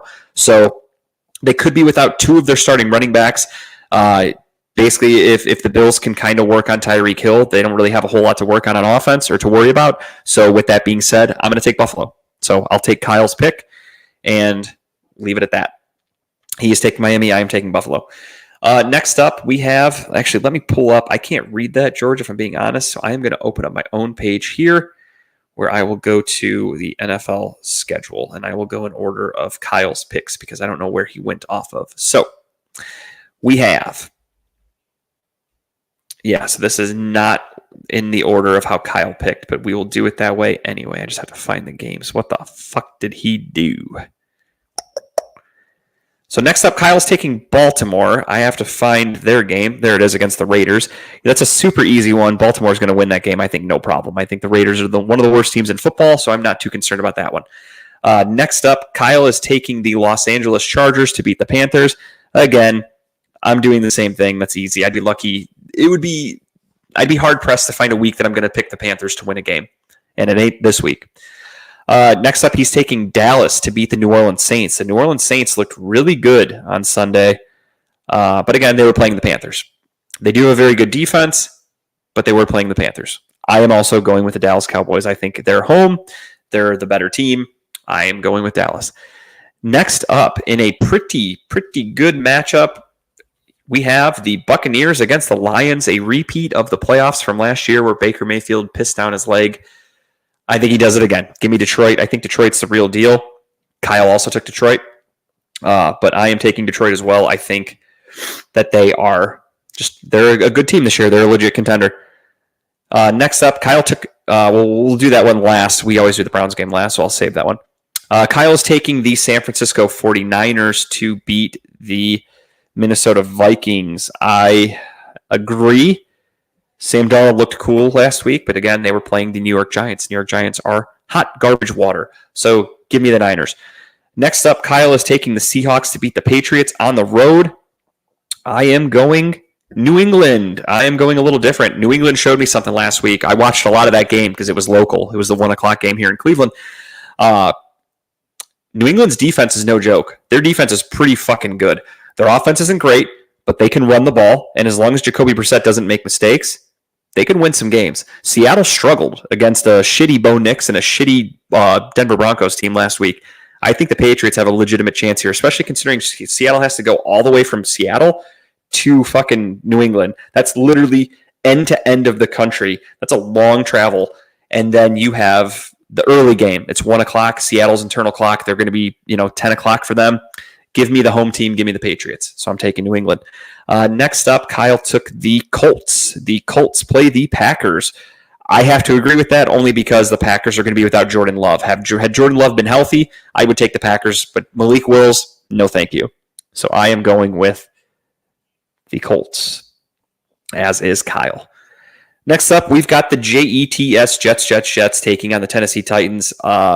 As much as I hated them, or I hate them, and I loved watching them lose last week, I am taking the New York Jets because the Titans are shitty. Titans are literally one of the worst teams in football. Kyle, you're on. Sorry, I didn't see you. I was on the other page. I wasn't looking. Who did you pick last week? I didn't write down your pick for the Browns game, and you can't say Dallas now because I am going to be checking. So you better be honest. So once you post that in there, I'll come back and read. But he is taking the Jets, as am I. So New York Jets, let me write those down. NYJ. Next up, Kyle is taking the Washington Commandos to beat who the fuck do they play? I don't even see their game anywhere. Oh, the Giants. Yeah, I got to agree with that one. The Giants are terrible. They're another one that it would be hard for me to pick them to win one game this year, let alone doing it in week 2. So next up, we have the Los Angeles Rams. Kyle is taking the Rams to beat the Arizona Cardinals. I agree with that one. The Cardinals looked okay on Sunday, but they also looked pretty shaky. And then the Rams look like a pretty decent team. However, they will be without Puka Nacua, but Cooper Kupp is healthy and he is unstoppable again. So give me the LA Rams. Next up, we have the Kansas City Chiefs taking on the Bengals. As I've said before, I don't think the Bengals are good. I think everyone's hyping them up for no reason. I think Joe Burrow is banged up.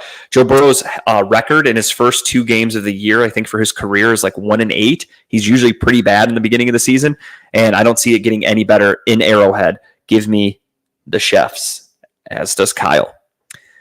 Next up, Kyle is taking the Pittsburgh Steelers. I hate to do it. I have to agree. Bo Nix did not look good. The one good thing the Steelers have going for them is their defense. You got a rookie quarterback going up against a pretty good defense. Even though it's in Denver, I still think the Broncos are going to have a rough day. So give me Pittsburgh, as much as I hate to say that they're going to be 2-0. That fucking pisses me off, but whatever. Houston over the Bears. Yeah, that's a no-brainer for me. Again, Caleb Williams threw for 93 yards last year. He is not there yet, not even close to being a threat, so I'm not worried about him. Next up, we have the Monday Night Football game between the Falcons and the Eagles. Falcons were garbage. Eagles looked unstoppable. I will say the Falcons' defense looked pretty good, but it's also hard to test that when they were going against Justin Fields and the shitty Pittsburgh offense. Give me the Eagles, as does Kyle.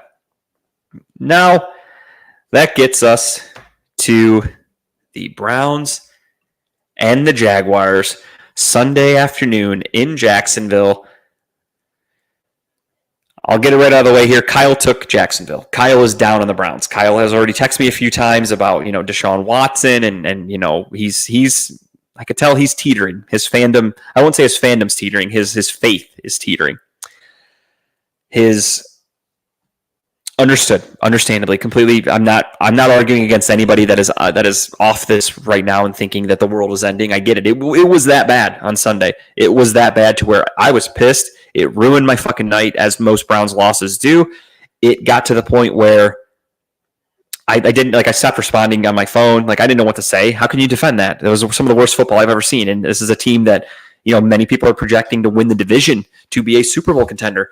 And you're at a point where you're getting blown out at your own stadium. You're the laughing stock. You're on the national game of the week, Tom Brady's first ever announcing game, and you're just getting your fucking dick blown out. Yeah, he's pretty good against the Jags. He played them a lot when he was in the AFC South with the Texans. Jags are a decent team. They have a pretty good defense. Their offense is questionable. They lost Calvin Ridley. They do have Christian Kirk, who's a good wide receiver, but with our secondary, if they can play decently, I'm not too worried about that. They have a good running back in Travis Etienne. They obviously Trevor Lawrence was a number 1 overall pick. He's a good quarterback. Nothing against him. Hang on, I got a text from Tim. Tim couldn't get on. Damn it. I'll tell him we'll try again next week.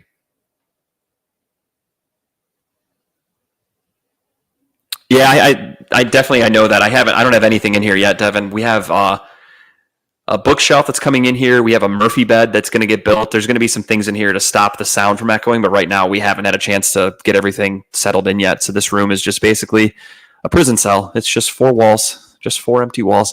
But yeah, so as I was saying, the Jaguars are a pretty decent team. They're not by any stretch a Super Bowl contender. They're not really a team that I'm afraid of. I think we kind of got that out of our way with game 1. You were going against the Dallas Cowboys. The Dallas Cowboys, we went into it obviously with high expectations them to win. I believe Kyle Browns to win. Again, I don't remember. I'm going to have to look that up. Any radio show in Cleveland, I would say 99% of the people pick the Browns to win. National people pick the Browns to win that game because of the expectations, because of the seasons that they had last year. The defense looked amazing at home. They looked good. The defense did have their flaws on Sunday, but overall, they actually buckled down and played pretty decently, all things considered, when you realize that the defense didn't really get a break.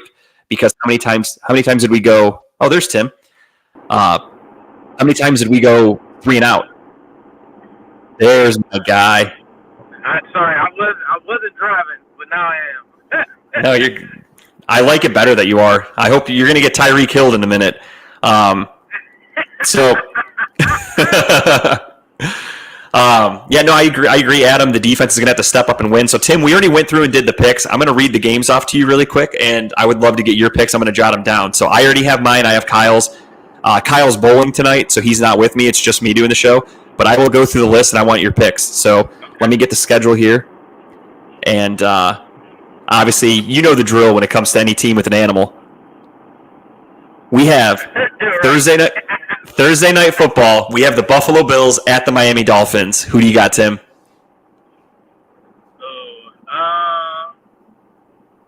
I'm going to go Dolphins.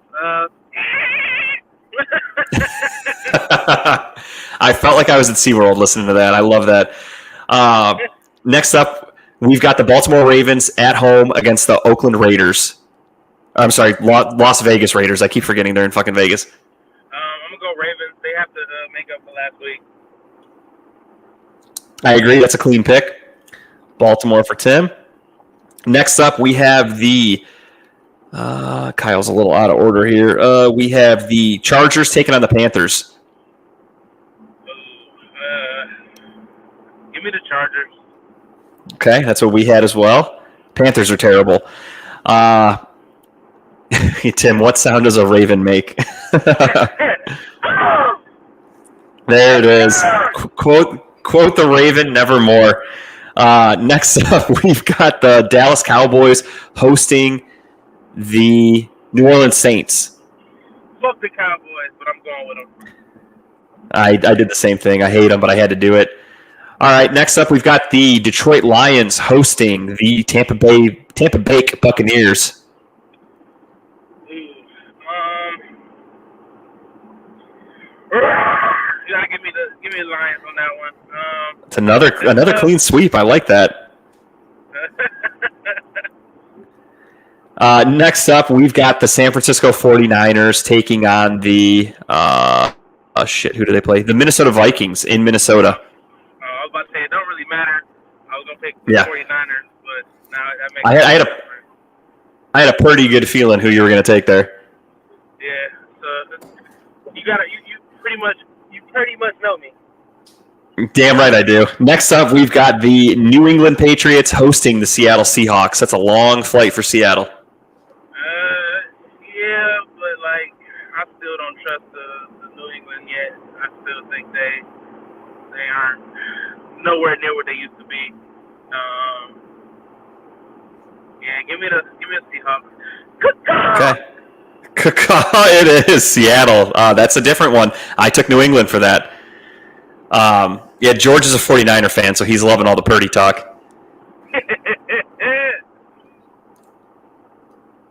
That was Kyle who said, "What does a Raven make?" He was on the Talking About Balls account. I didn't even know it was him. I thought it was George.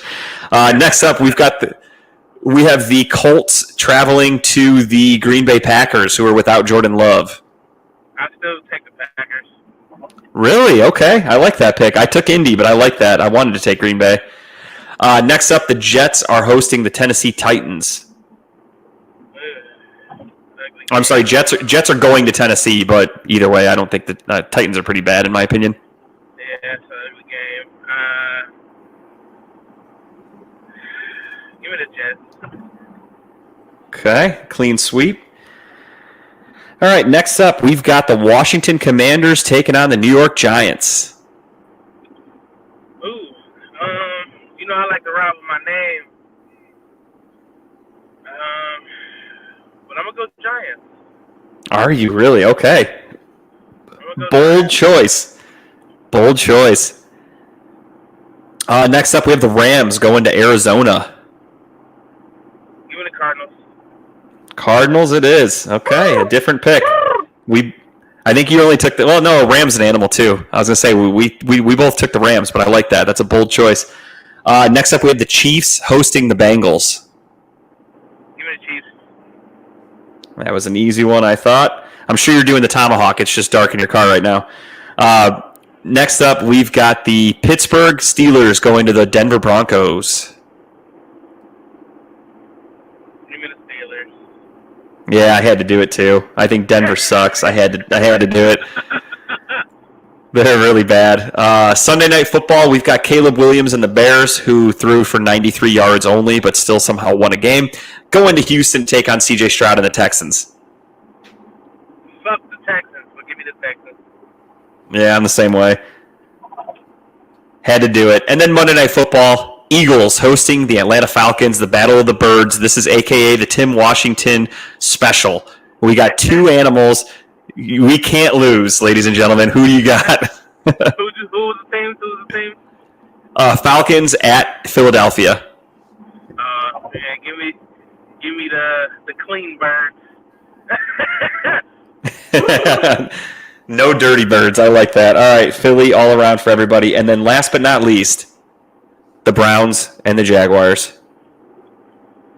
It's so tough because the way we looked last week was so terrible. It's hard to pick them. Watching the game. I didn't even think about that. That makes a lot of sense. Well, we debunked that, but still. That's true. We in Jacksonville? Yeah. Damn. Yep.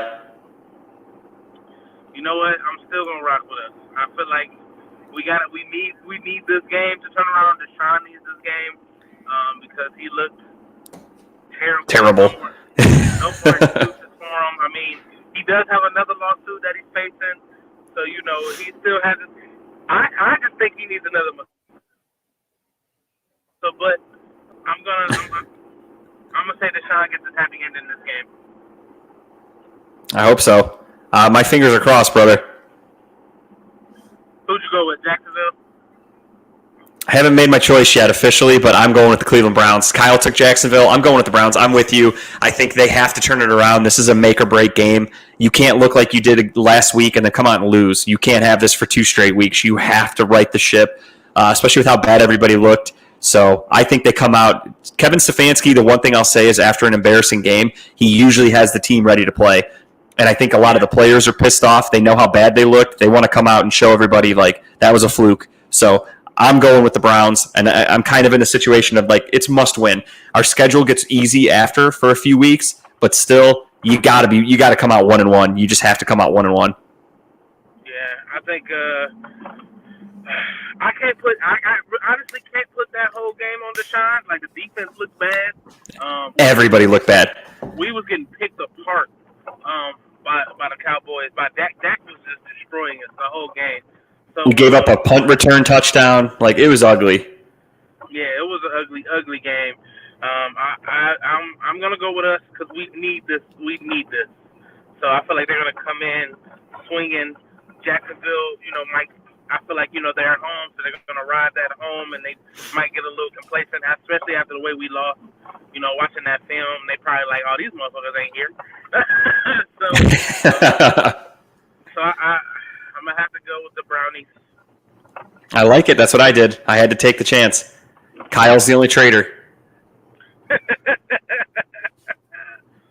If you get the time, if you'd like to come on next week, I'd love to have you on again for picks. I definitely love doing this. Yeah, I love picks. I never beat you guys except in the playoffs, but yeah. But I definitely I feel like we need this game, so, and I would love to do picks next week. Hell yeah, you're on. I'll make sure to get you the link again. We'll do it same time, same channel. Sounds good. Thank you. Thank you. All right, brother. It was nice talking to you. Miss you guys. Absolutely, man. Anytime. Miss you too, buddy. I got to see you soon. Yes, sir. All right, man. Be safe. You too. See ya. All right, ladies and gentlemen, that was, of course, Timbuktu, Tim Washington, our radio friend. Love having him on do picks. I know that was everybody's favorite segment. Favorite segments. It is time for Just the Tip, where it is me, solo mode. As I said everything I could about the Browns game, basically, the Browns need to just come out there and establish dominance. If you're a real contender, win the game. That's it. My tip this week is the movie Long Legs with Nicolas Cage, one of my favorite actors. This movie came out, had a lot of hype.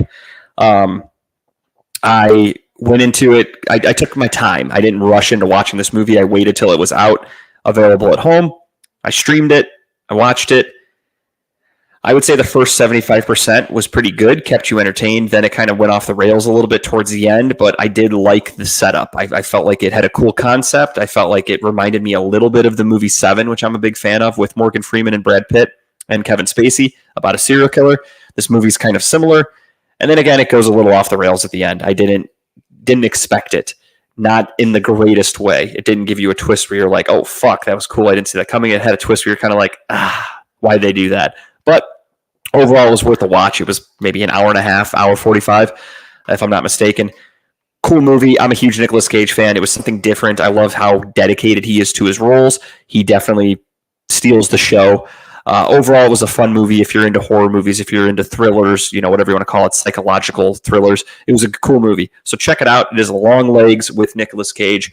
That's going to do it for me. I have talked enough. As I recover from this illness, I'm probably going to wake up tomorrow and not have a voice, but that's okay. As long as it comes back for Sunday so I can cheer for the Browns, that's all I care about. Ladies and gentlemen, thank you for watching. We will be back next week. I think Kyle will be with me again. I will go back and find out who he picked last week so I can make sure our scores are correct. And I will make sure to get our scores into George in advance so he can put up a little ticker at the bottom of our weekly pick scores, because I forgot to do that this week, and that's my bad. But I'm busy. I got a lot of shit going on here, people, okay? So bear with me. All right, everybody. I will talk to you again next week. Thank you guys so much for watching. Until then, Cleveland, this was for you.